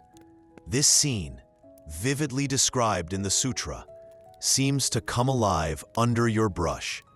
Each character you form, connecting you more deeply to the reality being described. At midday, the scriptorium observes a period of rest.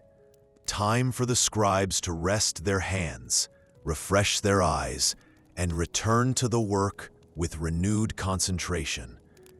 You carefully clean your brushes, ensuring that no ink remains to harden and damage the delicate tips. Then cover your work to protect it from dust and disturbance. The walk to the refectory for the midday meal provides necessary movement for a body that has been still for hours. Bent over the writing desk, concentrated on the detailed work of character formation. The mountain air, cool and clear, refreshes your mind, prepares you for the afternoon session of copying work. The simple meal, tampa and butter tea, provides the nutrition needed to sustain the mental concentration required for accurate copying, while avoiding the heaviness that might interfere with the afternoon's delicate work. This balance between providing adequate nourishment and maintaining the lightness needed for concentrated mental activity reflects the monastery's deep understanding of the relationship between body and mind in spiritual practice. After the meal, you return to the scriptorium for the afternoon session of copying work. The light, now coming from the south, provides different illumination, requiring slight adjustments in the angle of your work, the positioning of materials, the subtle calibration of tools, and technique to changing conditions. The afternoon work begins with the grinding of fresh ink, the consistency having changed slightly during the midday break, requiring adjustment to maintain the perfect flow needed for consistent calligraphy. This adjustment, this attention to changing conditions, reflects the dynamic nature of all spiritual practice, the need for constant mindfulness, constant responsiveness to the subtle changes that occur moment by moment. The text you copy this afternoon describes the Buddha's use of skillful means, the compassionate adaptation of teachings to the needs and capacities of different audiences. This theme, central to the Lotus Sutra, speaks directly to your own situation. Copying these teachings in Tibetan for practitioners who might never be able to read the original Sanskrit. Adapting ancient wisdom to contemporary needs while preserving its essential meaning. Each character you form, each line you complete, each page you finish, becomes part of this great work of adaptation and preservation, part of the living transmission that keeps Dharma available across cultures, across languages, across centuries. Your brush, your hand, your concentrated attention, all become instruments through which the Buddha's compassion continues to manifest in the world. The afternoon light gradually changes, becoming warmer, more golden as the sun moves toward its daily meeting with the western mountains. This changing light, rather than hindering the work, adds richness and depth to the experience of copying, reminding you of the constant flow, the endless change that characterizes all existence. As evening approaches, you complete another section of the sutra, the famous chapter on expedient devices that explains how the Buddha adapts his teaching to the understanding capacity of his audience. This chapter, profound in its implications for how wisdom is transmitted, seems particularly relevant as you engage in your own work of transmission. Copying these teachings for future readers who will receive wisdom through your careful preservation of each word. The scriptorium begins to quiet as the other scribes complete their daily quotas, clean their tools, and prepare to leave the work until tomorrow.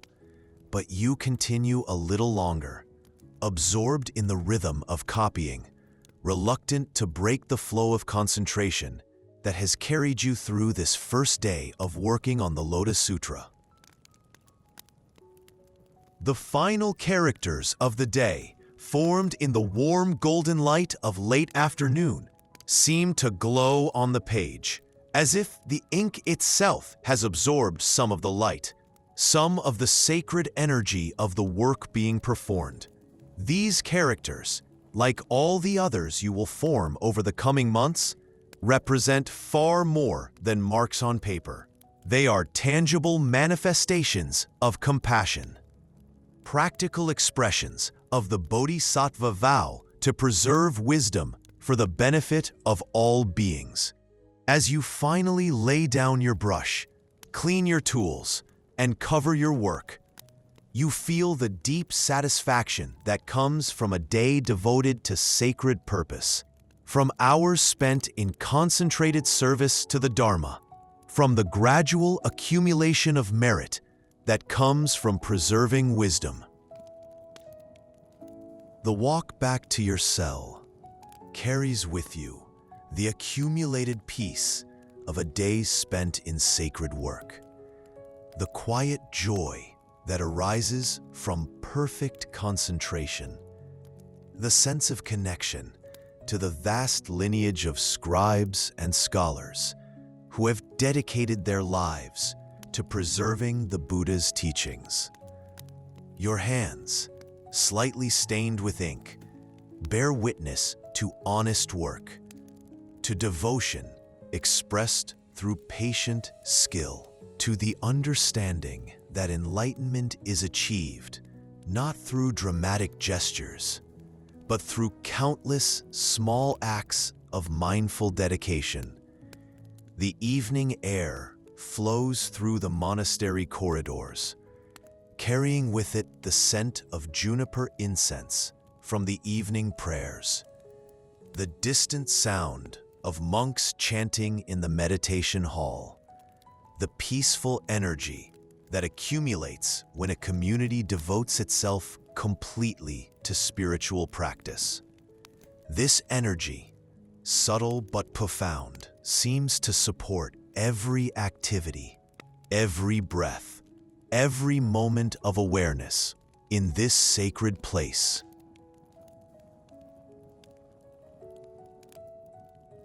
As you prepare for sleep, you reflect on the day's work, on the characters formed, the lines completed, the sacred words preserved.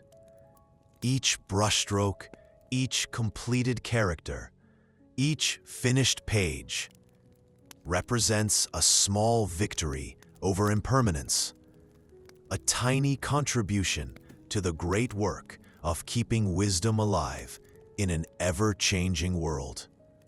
Your cell, simple and quiet, receives you like an old friend, its stone walls holding the peace of countless nights, countless periods of rest that have restored body and mind for continued service to the Dharma. The familiar weight of your yak wool blanket, the gentle support of your straw mattress, the perfect darkness that supports deep sleep. All of this creates conditions for rest that will restore your concentration, refresh your dedication, prepare you for tomorrow's continuation of the sacred work.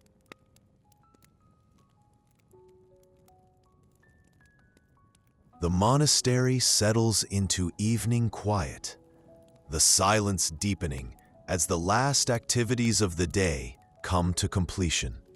This silence, cultivated through mindful activity, preserved through conscious restraint from unnecessary speech, becomes the perfect environment for the inner work that continues even during sleep.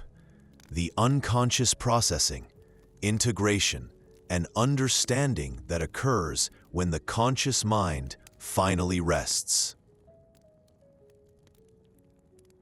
Your eyelids grow heavy with the profound satisfaction of meaningful work. Work that serves not just personal development, but the welfare of all beings. Work that connects you to the eternal, that gives meaning to the temporary, that transforms ordinary activity into sacred practice. The mountain air flows softly through your small window, carrying with it the prayers of countless practitioners, the blessings of the awakened ones, and the promise of rest so deep, so complete, that it restores you perfectly for tomorrow's continuation of the ancient work of preserving wisdom. One brushstroke at a time, one character at a time, one perfect moment of concentrated devotion at a time.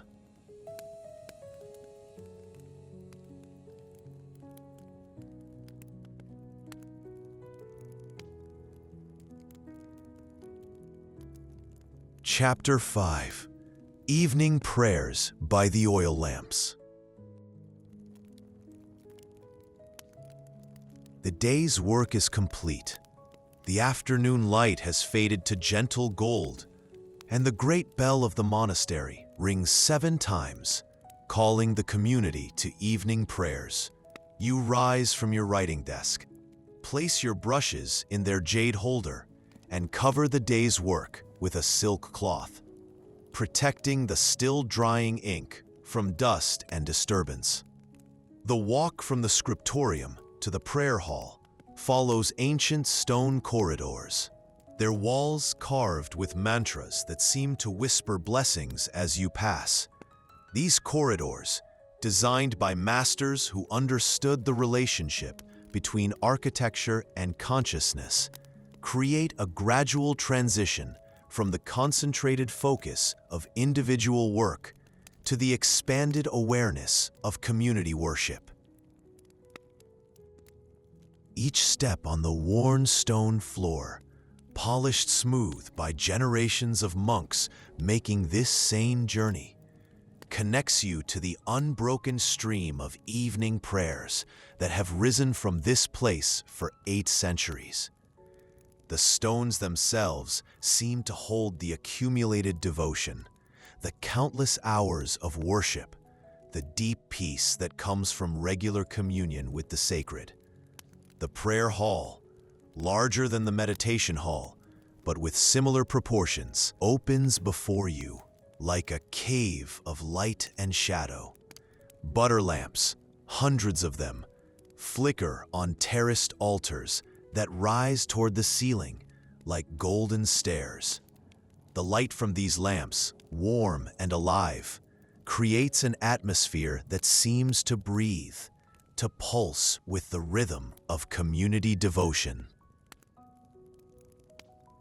The architecture of the prayer hall reflects the cosmic structure described in Buddhist cosmology, with multiple levels representing the various realms of existence, the different stages of spiritual development, the graduated path from ordinary consciousness to complete awakening.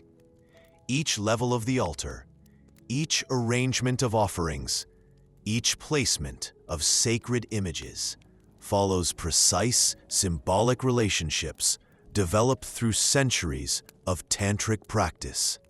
You take your place among your Dharma brothers, 47 other monks arranged in perfect rows facing the great altar. The community, though composed of individuals from different backgrounds, different levels of realization, different personal histories, becomes unified through shared intention, collective practice, common devotion to the path of awakening. The altar before you, illuminated by the flickering light of butter lamps, displays the 3 jewels in their most magnificent form. At the center, a statue of the Buddha, carved from precious sandalwood and gilded with gold that was panned from mountain streams, sits in perfect meditation posture, his face serene with the peace that comes from complete understanding. To the Buddha's right, representations of the Dharma, the teachings, take the form of sacred texts wrapped in brocade silk, their golden letters visible through transparent covers. These texts, some handwritten on palm leaves, others copied on handmade paper, others carved in wood and inlaid with precious metals, represent the full spectrum of Buddhist wisdom, from the simplest ethical guidelines to the most profound philosophical investigations. To the Buddha's left, images of the Sangha, the community of practitioners, show monks and nuns, lay people and bodhisattvas, all the beings who have dedicated themselves to following the Buddha's path. These images, painted by master artists using pigments ground from precious minerals, remind you that your practice is not solitary, but part of a vast community extending across space and time. The butter lamps themselves, essential elements of Tibetan Buddhist worship, represent the light of wisdom, dispelling the darkness of ignorance. Each lamp, a simple brass cup filled with yak butter and fitted with a cotton wick, burns with a flame that seems alive, responsive to the subtle air currents in the hall, creating patterns of light and shadow that dance across the carved walls. The butter used in these lamps comes from the monastery's own yaks, animals whose milk provides not only this sacred fuel, but also the nutrition essential for survival at high altitude. The preparation of lamp butter, clarified through careful heating and straining, becomes itself a form of offering, a way of transforming the gifts of animals into light that honors the three jewels. The wicks for the butter lamps are twisted from cotton that traveled ancient trade routes, carried by merchants who crossed mountain passes and desert wastes to bring this precious fiber to the roof of the world. Each wick, prepared with mindful attention by monks assigned to altar care, must be exactly the right thickness to burn cleanly, the right length to burn steadily, the right texture to draw butter efficiently. Evening prayers begin with the lighting of additional lamps, a ritual performed by the most senior monks while the community chants the lamp offering prayer. This prayer, ancient words in Sanskrit and Tibetan, asks that the light of the lamps dispel not only physical darkness, but also the darkness of ignorance, hatred, and greed that obscure the inherent Buddha nature of all beings. The sound of 48 voices chanting in unison, supported by the acoustic properties of stone walls and vaulted ceilings, creates harmonics that seem to emerge not from human throats, but from the mountain itself, from the very foundations of existence, from the cosmic forces that sustain all life. This sound, deep and resonant, seems to penetrate every cell of your body, every corner of the hall, every level of consciousness. The chanting follows rhythms established through centuries of practice, breath patterns that synchronize the community's energy, tonal relationships that create states of consciousness conducive to worship and realization. The words themselves, whether understood intellectually or not, carry power through their sound alone, their vibrational qualities, their capacity to align individual awareness with cosmic truth. As the lamp offering prayer concludes, the community begins the Heart Sutra, the most concise expression of Buddhist wisdom, a text that captures the essence of enlightenment in just a few hundred words.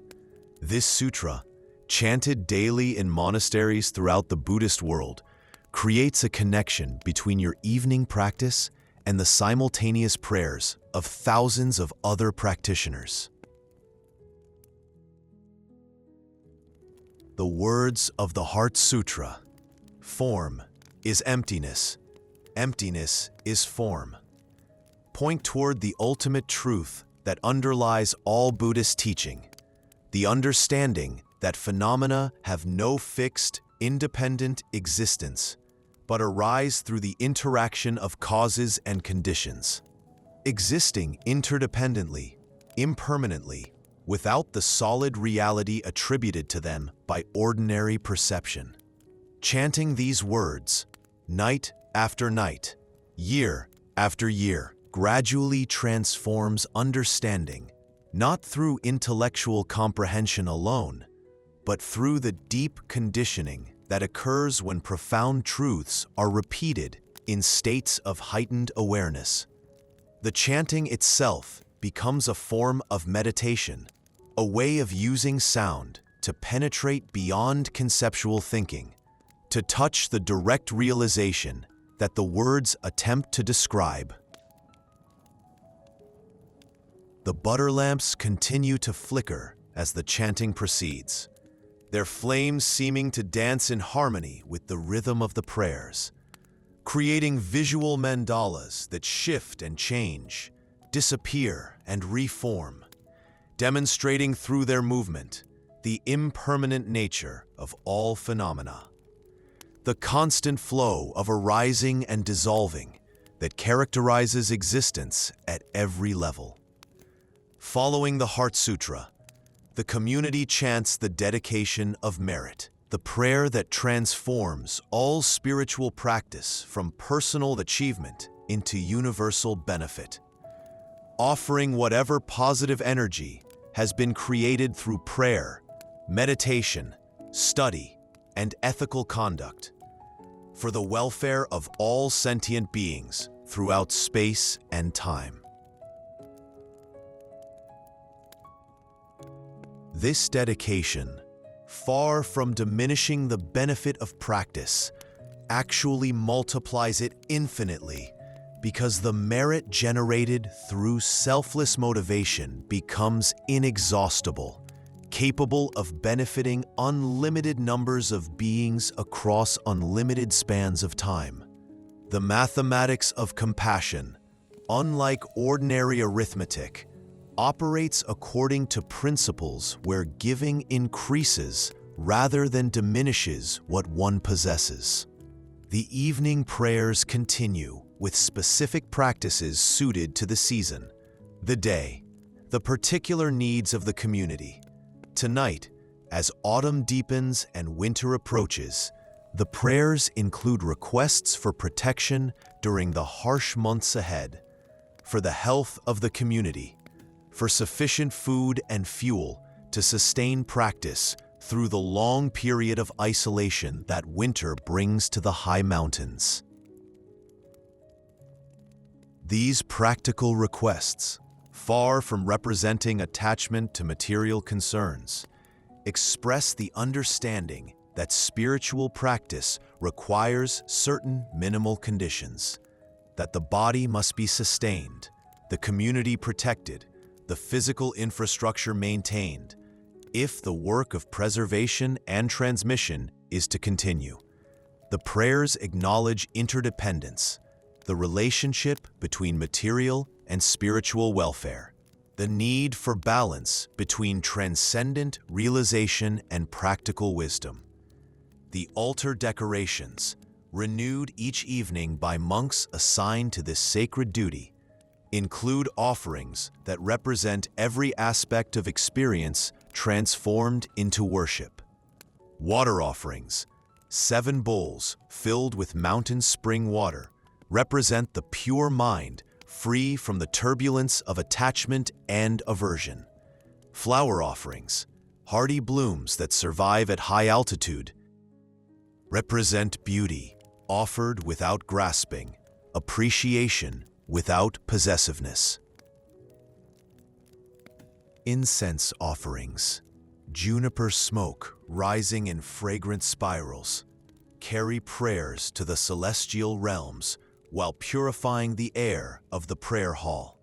Food offerings, portions of the community's daily bread, represent generosity, the willingness to share even from limited resources, the understanding that true wealth comes from giving rather than accumulating. Light offerings, the butter lamps themselves, represent wisdom, illuminating ignorance, understanding, dispelling confusion, the gradual awakening that is the goal of all Buddhist practice. Music offerings, the sound of bells, drums, and chanting voices, represent the Dharma sound that calls all beings to awakening, the cosmic vibration that sustains the universe, the primordial sound from which all existence emerges. As the evening prayers deepen, individual consciousness begins to merge with collective awareness. Personal concerns dissolve into universal compassion. The boundaries that ordinarily separate self from others, inside from outside, sacred from ordinary, gradually soften and disappear. This dissolution, temporary but profound, provides a glimpse of the enlightened state, the natural condition of mind when freed from the artificial constructions that create suffering.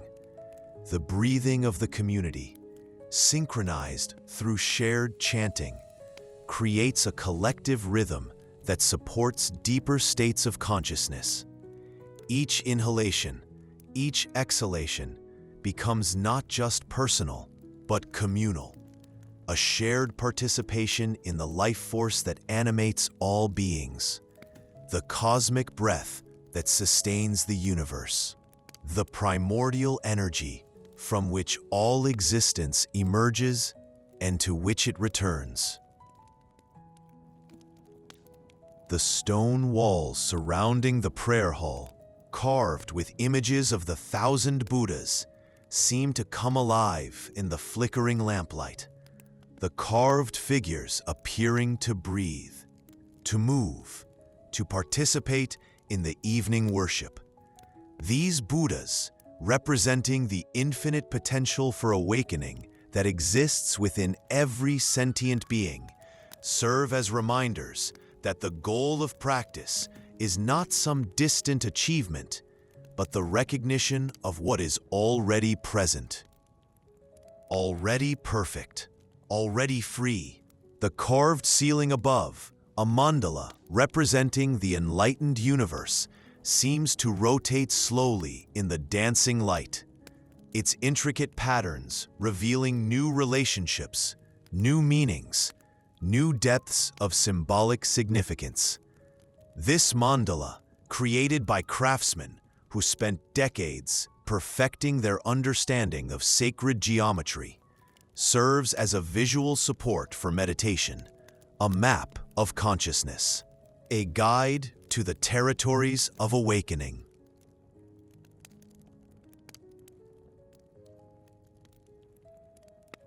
As the prayers continue, you become aware of the vast landscape surrounding the monastery, the peaks rising into star-filled darkness, the valleys dropping away into mystery, the endless expanse of stone and sky that forms the context for this small community of seekers. This awareness of vastness, of your small place in an infinite cosmos, rather than diminishing significance, actually enhances it, revealing how precious, how meaningful, how extraordinary it is to be human, to be conscious, to be capable of prayer and realization. The temperature in the prayer hall, warmed by the collective body heat of the community and the flickering flames of hundreds of butter lamps, creates a microenvironment perfectly suited to evening worship. The warmth, gentle and enveloping, supports the physical relaxation that allows deeper spiritual states to emerge, while the dancing light creates visual conditions that facilitate the shift from ordinary to heightened awareness. The evening prayers include periods of silence, spaces between chanted prayers where individual contemplation can flourish within the supportive field of community practice. These silences, pregnant with collective mindfulness, provide opportunities for personal reflection, private communion with the sacred, individual expressions of devotion that complement and enhance the shared worship. During one such silence, you reflect on the day's activities, the morning meditation, the afternoon copying, the garden work, the meals shared in mindful community, all of it flowing together into a seamless whole. A complete day devoted to spiritual development, to service, to the gradual cultivation of wisdom and compassion. This reflection, far from self-congratulation, becomes a form of gratitude, appreciation for the extraordinary opportunity to live a life completely aligned with spiritual values. The silence is broken by the soft ringing of temple bells, bronze instruments that were cast using traditional techniques passed down through generations of craftsmen. These bells, each one tuned to specific frequencies that create harmonious relationships when rung together, produce sounds that seem to emerge from the space between thoughts, the gap between breaths, the silence that underlies all sound. The bell sounds initiate the final phase of evening prayers, the protection mantras that create a shield of positive energy around the monastery, the community, and all beings in the surrounding area. These mantras, ancient formulas that concentrate the protective power of enlightened beings, are chanted with special intensity, each syllable clearly articulated, each sound precisely formed, creating vibrations that establish peace, safety, and spiritual protection. The most powerful of these mantras, the mantra of Tara, the female bodhisattva who embodies compassionate activity, is repeated 108 times while community members count on their prayer beads. These beads, carved from various sacred materials, bodhi seeds, sandalwood, precious stones, serve as both counting devices and objects of meditation, their texture, temperature, and weight providing tactile anchors for concentration. As the mantra repetition concludes, the community performs 3 full prostrations before the altar, physical expressions of devotion that engage body, speech, and mind in unified worship. These prostrations, far from mere ritual gestures, represent the complete surrender of ego, the recognition of something greater than individual concerns, the joyful acknowledgement of the Buddha nature that is the true ground of being. The evening prayers conclude with the recitation of verses dedicating all merit to the welfare of all beings, especially those who are suffering, those who are lost, those who have not yet encountered the Dharma. These final words, spoken with heartfelt sincerity, transform the entire evening's practice from personal development into universal compassion, from individual achievement into collective benefit. As the formal prayers end, the community sits in silence for several minutes, allowing the accumulated energy of worship to settle, to integrate, to permeate every level of consciousness. This silence, deeper and more profound than the silence that began the evening, carries within it the concentrated devotion of the entire community, the accumulated blessing of centuries of practice, the peace that surpasses understanding.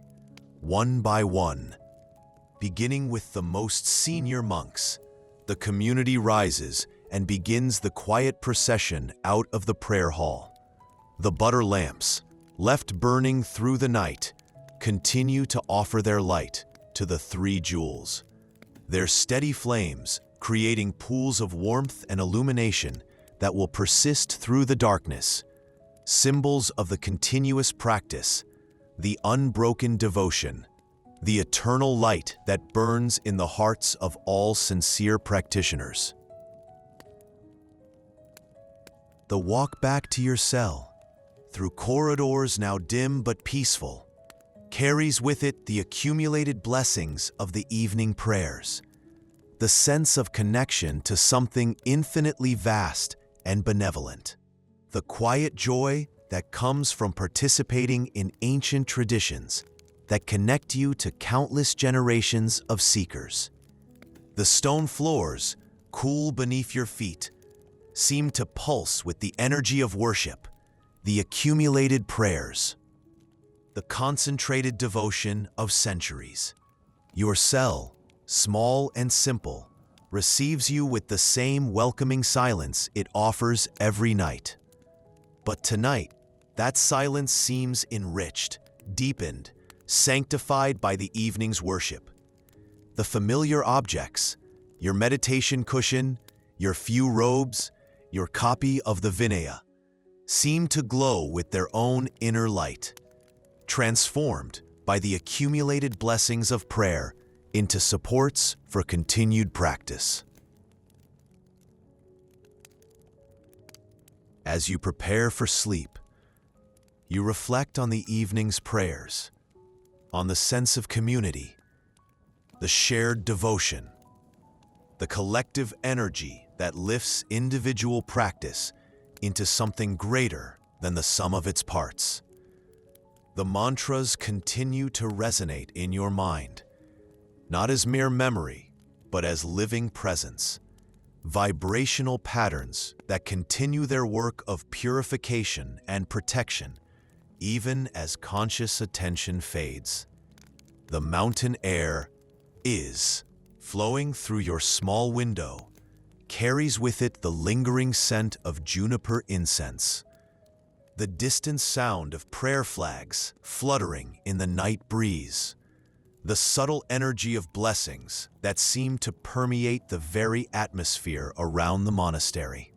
This air, thin but pure, supports sleep that is more than mere rest, that becomes a form of meditation, a continuation of practice by other means.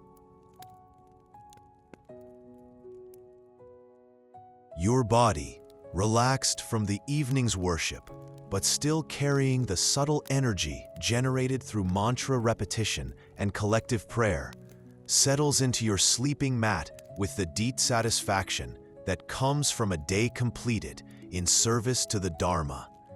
Each muscle, each nerve, each cell seems to hold the peace of evening prayers, the accumulated blessing of community worship, the protection of mantras that create shields of positive energy. The monastery settles into its nightly rhythm, the silence deepening as the last activities of the day come to completion, the peace accumulating as individual concerns dissolve into collective rest. This silence, cultivated through prayer, preserved through mindfulness, becomes the perfect environment for sleep that restores not just physical energy, but spiritual vitality, inner strength, continued dedication to the path. The butter lamps in the prayer hall continue to flicker, their steady flames offering light through the darkness. Symbols of the continuous practice that never ceases, the eternal devotion that persists through all changes, the Buddha nature that burns steadily in the hearts of all beings, never extinguished, never diminished, always ready to illuminate the path to awakening. Your breathing slows, deepens, aligns itself with the natural rhythms of mountain air, high-altitude rest, the profound peace that comes from a life lived in complete alignment with spiritual values. The mantras, still resonating at subtle levels of consciousness, create protective energy fields around your rest, ensuring that sleep becomes not escape from practice, but continuation of devotion by other means. The prayer beads in your hand, worn smooth by countless repetitions, retain the warmth of the evening's mantras, the concentrated energy of community worship, the accumulated blessings of protection practices that create peace for all beings. These beads, simple seeds and stones, become transmitters of blessing, conductors of the sacred energy that flows through all sincere spiritual practice. Your eyelids grow heavy with the profound satisfaction of evening prayers completed, community worship shared, mantras recited with sincere devotion, merit dedicated to the welfare of all beings. The mountain darkness, profound and complete, wraps around the monastery like a protective embrace, holding the community in perfect safety, perfect peace, perfect conditions for rest that restores body and spirit for tomorrow's continuation of ancient practice. The stars above, invisible through your small window but present in the vast sky beyond the monastery walls, shine down with the same light that has guided practitioners for thousands of years, the same cosmic illumination that supported the Buddha's awakening, that continues to inspire all who seek liberation from suffering, that promises the eventual enlightenment of all sentient beings throughout space and time. You drift into sleep, carrying the blessings of evening prayers, the protection of mantras, the accumulated merit of a day spent in service to wisdom and compassion.